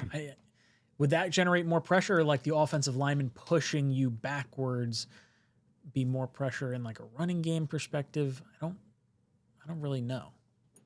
Do you see a style of play? My fear would be who comes on the field for third down. I guess Weaver is your speed edge coming in for third and fourth down. It's not gonna be Clemens. No, I guess it could be dependent on down and distance too. Yeah, true. I guess we'll It's see. gonna be Tyler Barron. Yeah. I mean, we could see be. a few guys pop off. I would like to see the Jets bring in like Zadarius Smith, or is Clowney still floating around out there, or did he sign somewhere? No, he's still available. Yeah, like I would like to see. I know I said earlier in the show. In this year, man, I just want get Eric Watts and Braden McGregor as much reps with the new regime as you can. And if they're worth developing them, then know what you got. We're wasting a year with Clowney. I don't see it. You know what I mean? I mean, if they do, I'm not like, anti per se, but dude, just, this is a year. Can we just agree? Let's make a statement right now. Can we agree that it is unlikely that this is our championship season? Can we just agree? Sure. That it's unlikely. I like the evaluation year. And earlier in the show, I was saying I don't want to spend money on the outside guys. I don't want to trade for players. Free agents, a little bit different for me. Like, I don't want to give up assets, and I understand money is a financial, part that could be rolled over to next year and given to a guy that could, that could go to AVT, or it could go to John Simpson or something like that. So I get that. Last year for the Panthers, Clowney got, was it a $6 million deal? I guess it was, no, his cap hit was $6 million. They probably gave up like 11. And then, what did Zadarius Smith? Yeah, let me look at our depth chart real quick, because there's some, those guys both got more money than maybe I'd feel comfortable with. But since they're still floating around, maybe you sign them after week 1, and then their contracts aren't guaranteed, and then you can cut them at any point. Say the Jets know they're out of contention, you cut them, and you don't worry about any more cap hits beyond that. They could go to a contender at that point. No love for Michael Fletcher. What? Who? Dude, look at this guy. Holy shit. Michael Fletcher. Who the hell is Michael? Yeah, he's the defensive end from Appalachian State. Watch a lot of tape. He's not going to make it. He's not going to make it, everybody. Just look at his picture. He looks like he's disinterested. If you go on, what's his name? Michael Fletcher, everybody. Oh yeah. That's not a good headshot. No, that's he's like, headshot. Whatever, that man. Is I don't really want to be here. Although, you know what? I think the curly hair just overlapping his eyes, like, that's not doing him any favors. It kind of hurts him. Like, if those were like pushed aside a little bit, you'd see his eyes a little bit more. So we got, look, Eric Watts is still here. I want to see Fenarian Mathis too, man. Like, he's third on our depth chart right now. He's going to work his way up. I think I like that he's third, and Leonard Taylor the third on the interior. I'm excited about those guys. I forgot all about them guys. So, but like Braden McGregor, Eric Watts, like, let's see what we got in these guys. Mm-hmm. Tyler Barron, what was he? He was our 7th round pick, right? Wasn't he? Late. Yeah. I don't know if it was, did we have 7th round picks? Was it 6th round pick? My mind is. It was a 7th. Let me see. I like a lot of the guys that we drafted. Like, even Arian Smith, who we're like sour on from like the reach on drafting him. I'm still excited to like watch him play. Yeah, no doubt. Super fast. You know what I mean? So let's see. Tyler Barron was pick 176. Sixth. So he was just our last pick, though, right? Yeah. They traded up for him, though. Yeah. Well, yeah. Well, there you go. So he's ahead of Eric Watts on the R-Lads, and R-Lads is great. They're pretty accurate. So he's second behind Will McDonald as of right now. So that's it. But I would rather see. Let's get those guys some reps. Let's not stuff them, and onto the practice squad for a Clowney. With respect, I'm not trying to be argumentative or disagree with you. No, I want you to disagree. I want your opinions. Don't just agree with me. Yeah, but I don't want to. Yeah. Okay. All right. So yeah, man. Fucking. I think you're wrong. You're dead wrong, dude. Yeah, I don't want to see Darius Smith or I don't want any of those guys, man. They're, we're going young, man. We got a lot of young cats running around. Let's see what they got. Let's watch this team develop them. Hopefully we have a regime that can develop, on both sides of the ball. Wouldn't that be something? If you draft a guy in the fourth round as a wide receiver or a defensive end in the sixth, and 2 years later they're getting meaningful reps and actually impacting the game, wouldn't that be nice? That would be something. So, yeah, and I like Eric Watts and Braden McGregor. I like both of those guys. Yeah, Leonard Taylor and Fedarian. We have a nice depth group there on the defensive line. Yeah, we went deep last year on the D line with the UDFA. So remember how hyped a lot of us were on that. So excited to see what these guys can put together in preseason. Hennessy says make or break season for Ruckert. Expectations. Look, I want to say my expectations are similar to like the rest of the team. I'm low expectations, I guess, and I hope he beats it out. Like, if he has a good season, I don't think there's any way he's getting like, any kind of big contract. He might be more willing to like hang around on the Jets for moderate money. And as long as he's, producing at a backup level, I'm fine with that. You got to have a number 2, number 3 tight end. If that's where you can kind of get with Ruckert, I'm all about it. But yeah, it is a little bit of a make or break season for him. Matt, your thoughts on Ruckert? Yeah, it's prove it time, right? Like, I think his first 2 years, he showed at the bare minimum he could be a capable blocking tight end too. Last year, for whatever reason, I don't know if it was scheme, I don't know if it was him, he just didn't play up to that same level. And then the drop issues came and were a factor for him too. So it's just like, prove it to me now. I think he's fighting for a roster spot. I think he probably ends up as the tight end too, but it's not a guarantee. Being your thoughts on the expectations we should have for Jeremy Ruckert? Well, I'm with everybody that it's make or break, but here's the thing. Our tight end coach is still unemployed. So there you go. You know what I mean? Like, clearly, I mean, we all like, hit it. Yeah, he had a great soundbite and all that shit, and we liked him, and he was fun. But truly, not upper echelon, okay? So, yeah, there it is. So, I have hope. I have hope for these guys. And I like Aaron Glenn, the way he's talking. I like his little sound bites where, look, you want the rock, you got to block. That one's good. I like that for tight ends. Like, no, we're not just having a pass catch and tight end. You want to receive the ball. That's fine. You had better throw your body around as a tight end. And Ruckert has the ability to do all of it, man. It's there. The ability is there. So maybe, just maybe, the fact that everybody sucked on offense, maybe Ruckert just gets swallowed into that mess with a coaching staff that was a league low, bottom end of the league offensive staff. Maybe you just, a guy needs a little bit more than that. So I'm hopeful for him. But if you look, I think if he's the same kind of thing, just it's over, dude. Go somewhere else. I'm excited to see what the tight ends could do because, like being mentioned, the coaching was definitely a problem last year, not just with Middleton, but like the whole offense in general. And I really like what the Lions have gotten out of the tight end position with, Engstrand coming over here from there. Not to mention Engstrand was under Harbaugh for 2 years, one at Michigan, one at San Diego back in college. So, like, I think we could see a little bit more out of the tight end position. Fields likes his tight ends. Like, I'm hopeful. I'm cautiously optimistic here. Jake drops in, says, Green Bean, stop running these drills, Germaine. Green Bean also, no bitch count. That's not what I said. He's dumb. Jake hanging out. He's hanging out with Nick Shine too much. I know. He said he was joking in the. I saw it. But yeah, I didn't say that. I didn't say that, man. I like the pitch count, everybody. Hennessy says, put the young guys out there. Let's see what we got.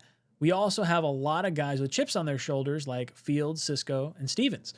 Yeah, I'm excited for the low expectations and potential to over deliver in this season. Fields is obviously the kind of crown jewel, shining jewel, because if he hits, then a lot of this, question marks on things kind of go away, and maybe you start asking other questions as far as like, should the Jets consider a quarterback in next year's draft? Are you, paying Justin Fields an extension beyond the additional year he has next year?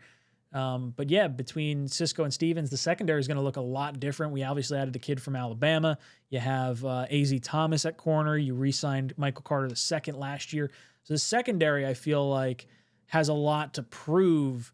Even Sauce, like, bouncing back, he's got the big money. Like, there's going to be a lot of eyes on Sauce early on, as there always would have been with the star power that he has anyway. But very much looking forward to some guys with a little bit to prove, as opposed to the guys we've brought in the last few years, like Devontae or Dalvin Cook, Aaron Rodgers, where they kind of had the clout already and they didn't need to prove so much coming here. Matt, any thoughts on guys with chips on their shoulders that you're maybe keeping a stronger eye on? I found funny with the three names that he lists, Fields, Cisco, and Stevens. They're all guys who would fit that bill of the chips on their shoulder. But the one who got the longest term deal, Stevens, is the one that I think we feel the worst about, right? Mm-hmm. Yep. Coming off a year where you didn't look very good in Baltimore. I know it's only OTAs and minicamp, but it didn't really have all that much success in minicamp either. And A.Z. Thomas, who fell to the Jets in the third round, I think is going to be pushing a start sooner rather than later. Mm-hmm. So I think Fields and Cisco, they all have a lot to prove, but Stevens might not be long for his job as the number 2 corner here, where Fields and Cisco, I think, are going to be the starters the full year.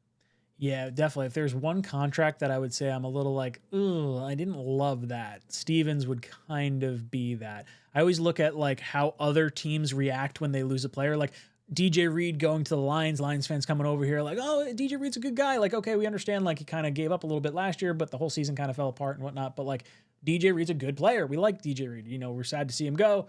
Lions got a good player. Likewise, when you juxtapose that against the Ravens losing Stevens, they're like, I can't believe the Jets gave him what? Like, why are they bringing him in here? Like, that part of me gets a little uneasy. Bean, your thoughts on the guys that have chips on their shoulders, and maybe some thoughts on Stevens and maybe fighting for his starting position even after the money he got. Yeah, I think, that's the head scratcher of the bunch, and like with DJ Reed, he said he wanted out, mm-hmm. he's not here. He wants to go have a career. He does, look, Sauce and Garrett Wilson, they're younger. They want to be part of the culture change. DJ Reed, he wanted to. He's like, listen, this place, I'm done here. You know what I mean? Like, this place is a fucking abyss, and I want to go try to have a career somewhere. Hey, I get it. I would leave if I could, I think, but I can't. So I'm stuck here, and I don't even get paid. So, but the fact that they gave him, it's a similar, it's the same ballpark. It's aggravating to see you lose a guy like DJ Reed and bring in Brandon Stevens, who's, not really a guy that many people think all that highly of. It's kind of tough, but hey, Aaron Glenn is here, and that's, maybe he likes him, and he's got a whole plan for him and the whole thing. So let's see where he goes. But like was said, our draft pick, the Dom C favorite, is sniffing at his back door. So maybe that's not the right way to say it. Maybe knocking on the front door. I don't like how I sniffing his back door. He's a dog. He got his nose up his ass. So yeah, maybe he's nipping at his heels. Let's say There you it go. that way. Yeah, that's That's better. That's more benign. But yeah, so and I don't really give two shits. I just want somebody on the field that can play. I don't care what his name is. His name could be Bob. I don't care. Bob. Eric drops in and says, do we carry 2 or 3 quarterbacks this season? I think it's going to be 3 this year. Last year, you needed the extra roster spot for whether it be an offensive lineman, a defensive guy, or something along those lines. This year, Fields does not, or I don't think he has played a full 16-game or 17-game season in his career yet. Tyrod Taylor is kind of, sort of known for getting banged around a little bit. So I think quarterback 3, it's going to come down to Martinez and Cook. I think Cook's going to be the one that winds up sticking, and Martinez is going to be relegated to the practice squad more likely than not. I think Cook, because he was brought in by this regime, he's got, not that it necessarily matters, but the rapport with Armand Membu, just a little bit more of maybe a ceiling than Martinez has at this current point in time. So I think they carry 3 into the season this year. Green Bean, your thoughts on 2 or 3 quarterbacks being carried this year? I don't even know if we have one. So, I'm hoping we have one. Well, you got that free roster spot. So I don't know. I think it's, I think we'll carry 3. They like the kid that they brought in, and what's his name? Adrian Martinez runs around. He's exciting. He's fun. So, I mean, look, let's see what goes on in preseason. And I don't know, Eric. I mean, I think it's, I'm not really all that excited about.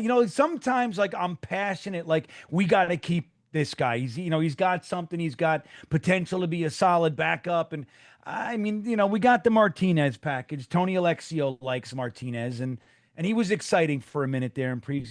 What he does with this Tanner 𝐒𝐿𝐵𝐷 guy, and I'd love to see a guy. One of these guys like be our long-term backup. I crave long-term backup. When I was first a Jets fan, we had a backup for like 10 straight years. The same guy. No matter, it was like Richard Todd was our starter. Pat Ryan was the backup. They replaced him with Ken O'Brien. Pat Ryan was the backup. It's like we just knew who it was. I like that. I like that a guy is just good enough. He's never going to be great, but you don't let him go. I hope that's Adrian Martinez. Or what's the other guy's name? What is it again? Brady Cook. I'm excited for Brady Cook. Excited to see him in the preseason.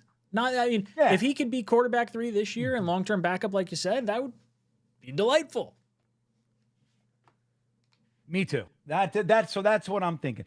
But yeah, I think we'll probably, if they show anything in preseason, we'll keep them. We'll keep them around. But I think you got to use that. That's how it works, right? Like, just correct me. I'm all rusty and shit. I'm all Rusty Spooner. So it's like a free roster spot, so you don't have to expose them to the practice squad, right? That's what it is. A quarterback, you can kind of have them. I don't think it works that way. I think it's 53-man roster, and you can keep a third emergency quarterback as a backup option, so you're not putting in like a wide receiver or something like that on game day. Correct me if I'm wrong, Matt. Yes. Yes, I'm wrong, or yes, I'm right. No. Yeah, no. Yes. Yeah, is in your correct. That was great co-hosting, Matt. Good job. No, yes, in the sense that he could come in as the emergency quarterback, where you wouldn't have to then go to a wide receiver if you have that third guy. I like it. You think we carry 2 or 3 quarterbacks this year, Matt? I'm gonna go the opposite route than you guys. I think they stick with just 2.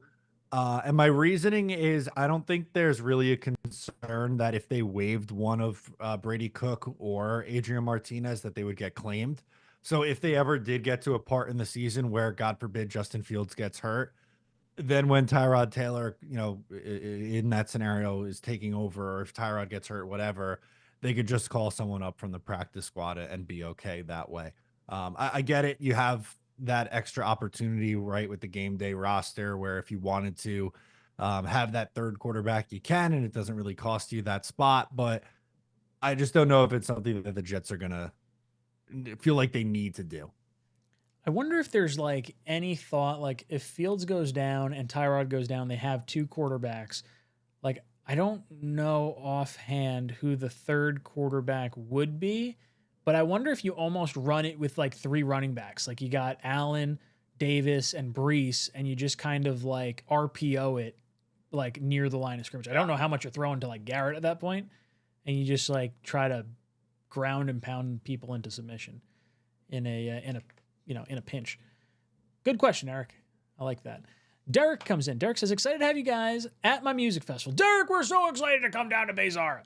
I'm tired of being let down, so I expect 5 wins, but secretly feel like we're going to make the playoffs. Ooh, Derek's got all sorts of excitement here. I like it. It's a great opportunity to also bring up bam, 𝐵𝐲𝐻 Music Festival and hang out. Sorry, Derek, I got to hide your thing. Bam!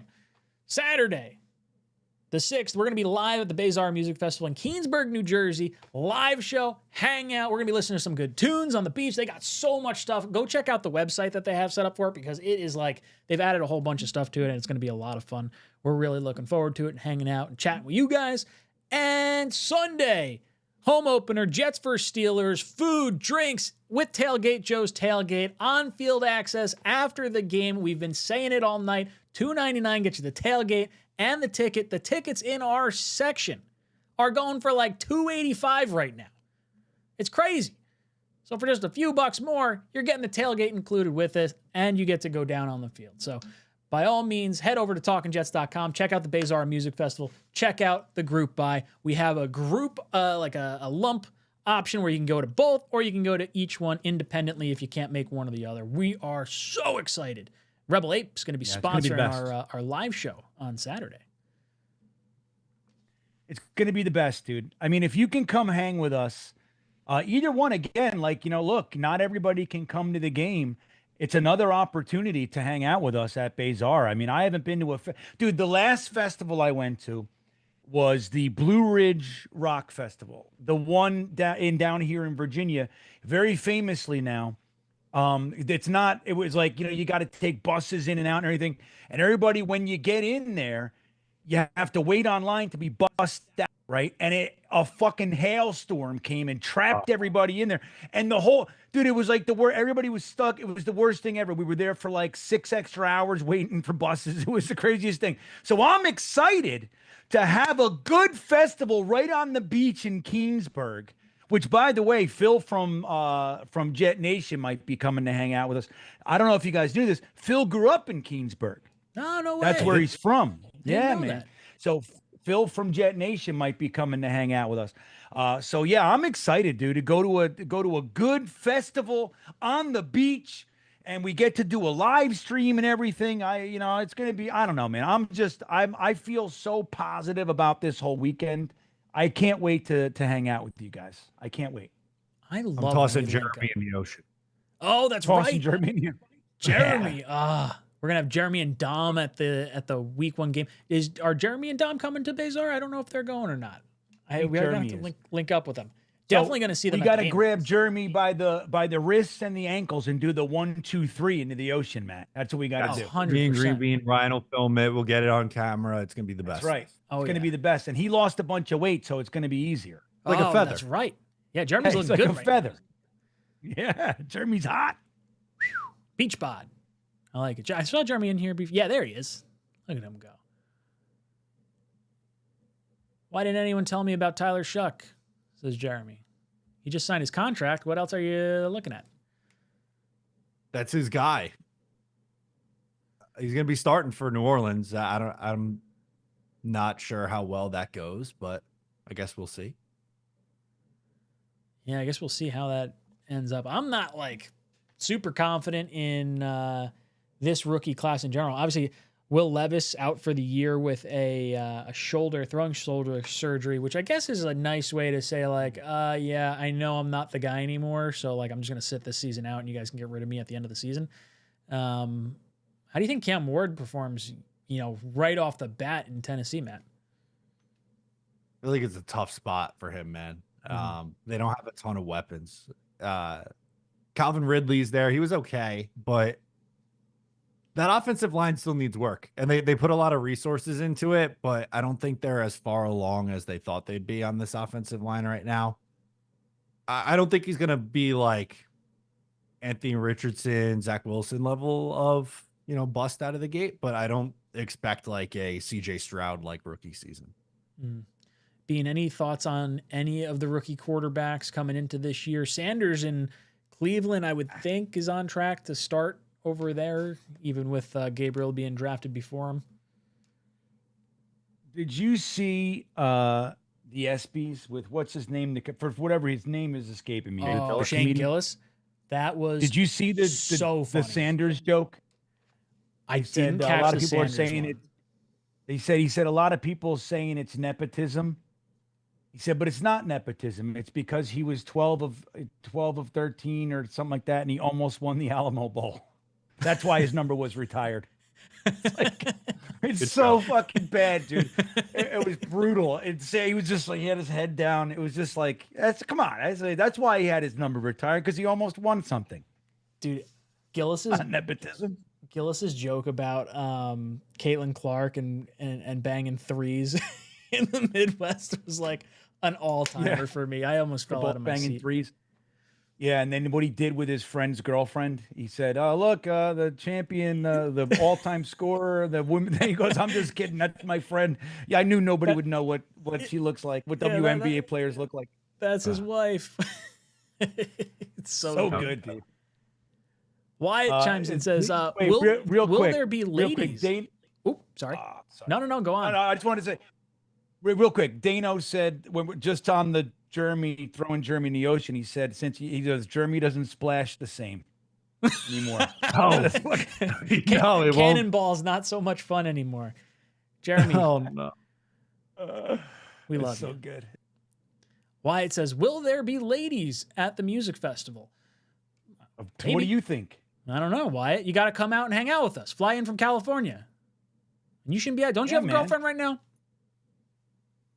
thought you were talking to some nice lady. At least when we were. My wife is coming to the 𝐒𝐫𝐲 Music Festival and the game. This is her first time coming with us. Ooh, I'm excited to see Meryl. I'm pumped. Isn't that crazy? We got to see her a little bit before the show. She popped in to give Green Bean his laptop. Yeah, my wife's so sexy. You guys are going to love her. She's a babe.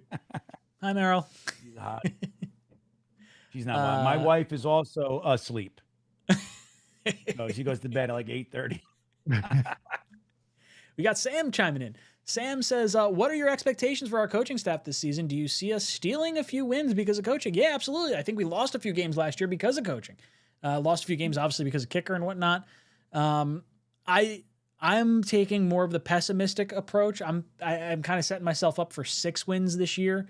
But if the players click and Fields is, the guy that we're hoping he's going to be, I mean, there's no reason the Jets can't get to 9+ wins, especially with competent coaching. It's just a lot of these coaches are kind of rookies within their own roles that are going to be trying to figure it out as well. So my expectations is to see less penalties. I want to see accountability, and I want to see the locker room stick together. That's kind of the lump of what I'd like to see. Matt, your thoughts? I hope so. That'd be the sign that Aaron Glenn's going to be a good coach here. Can they just be normal on offense, defense, and special teams and not be like crazy undisciplined penalty wise? If so, then yeah, I definitely think there's a chance that they, overachieve the expectations of the win total that's set at 5.5. And before I get Green Bean's take, I just want to throw in Wyatt's comment. He says, no, he's not with his girlfriend anymore. She ticked me off. She's single Wyatt on the prowl at the Jersey Shore. I love that. That's what's going to happen, man. Let's get out here, Wyatt. Come on, buddy. Dude. Wyatt's a good-looking fella. He is. He's a Marine. He's built like a fucking truck. I mean, dude, Wyatt's a looker. Oh, yeah. Good-looking dude. Let's go, man.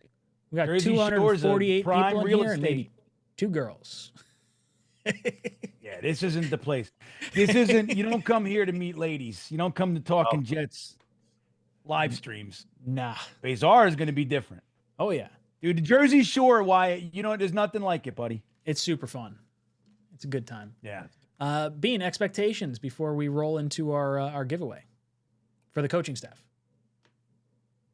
Well, I think the 5.5 thing that like Matt just mentioned, I think, dude, it's not that hard to surpass that. And I think that they should. I think I'm looking for, like, I would love to get to 8 wins, and I'll tell you why.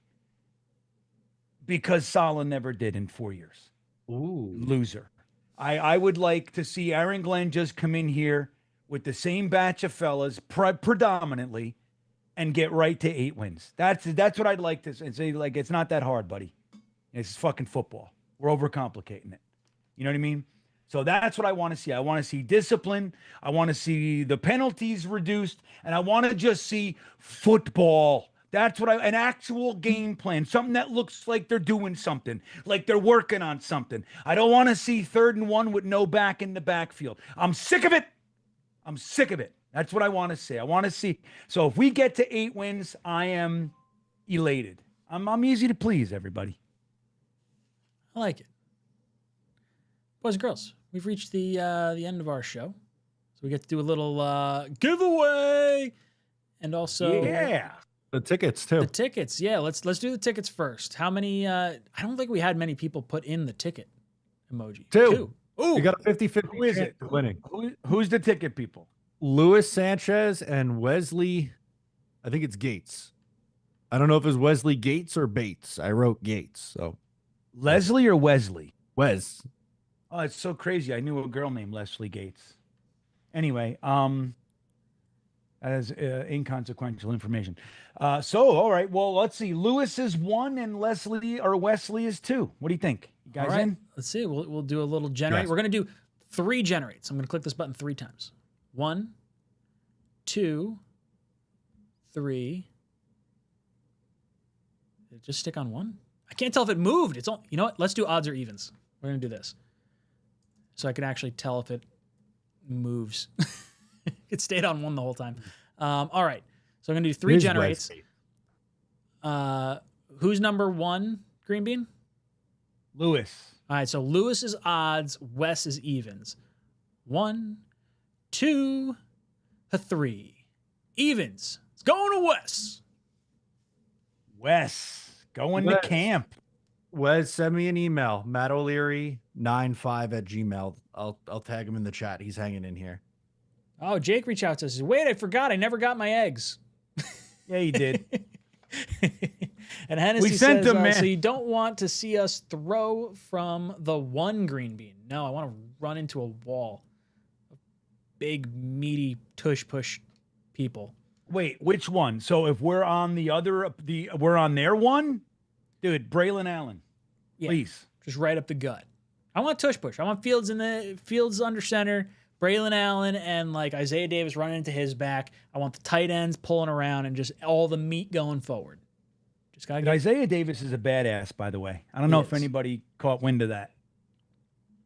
Yeah. And if we're on our own one, Braylon Allen, everybody. Right up the middle. Bean, how many people we got for our spin wheel giveaway thing? Well, now that Hennessy and Jake were caught there, we have 33. Ooh. 33. And we'll figure out a way to do the top commenters as well moving forward. Got to give that a little thought. But let's do this. All right, we're going to do 3 generates.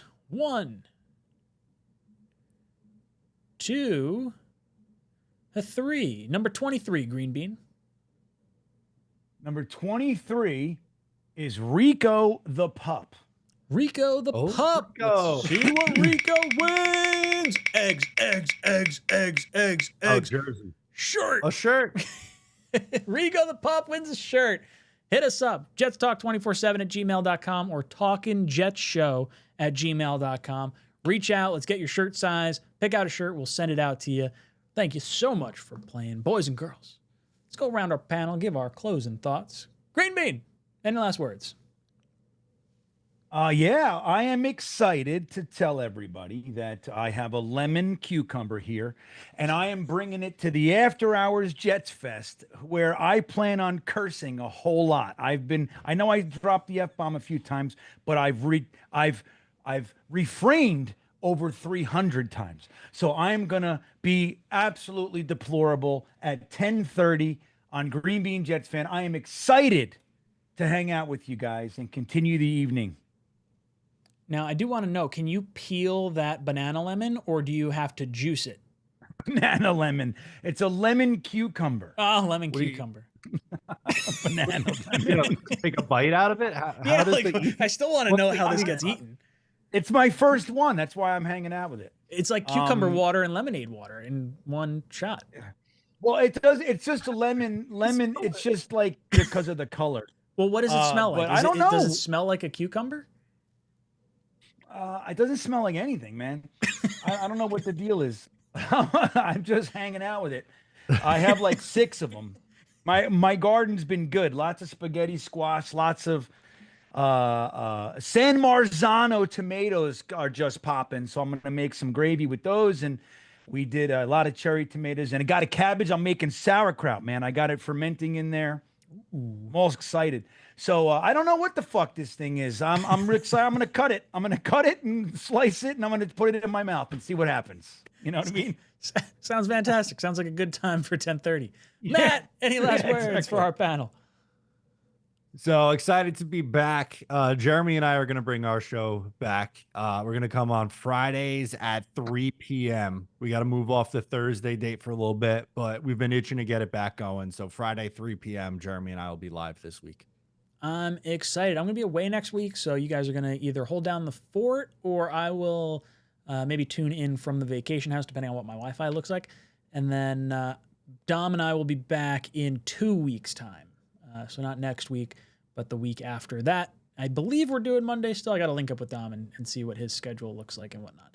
But boys and girls, thank you so much for hanging out with us. It's been a lot of fun. We're excited to get back into it. Excited for this season. Like we said before, if you want to go to the game with us, TalkinJets.com. Get yourself a ticket while we still have a few left.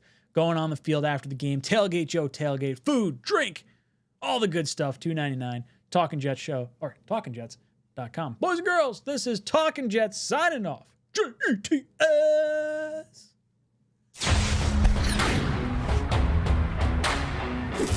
Just go somewhere else. I can't take this nonsense anymore. How are you going to blame the defense? I got the powder. Screw green bean. Damn it. But once you get to the sausage, I feel like we're doing something. Go Jets.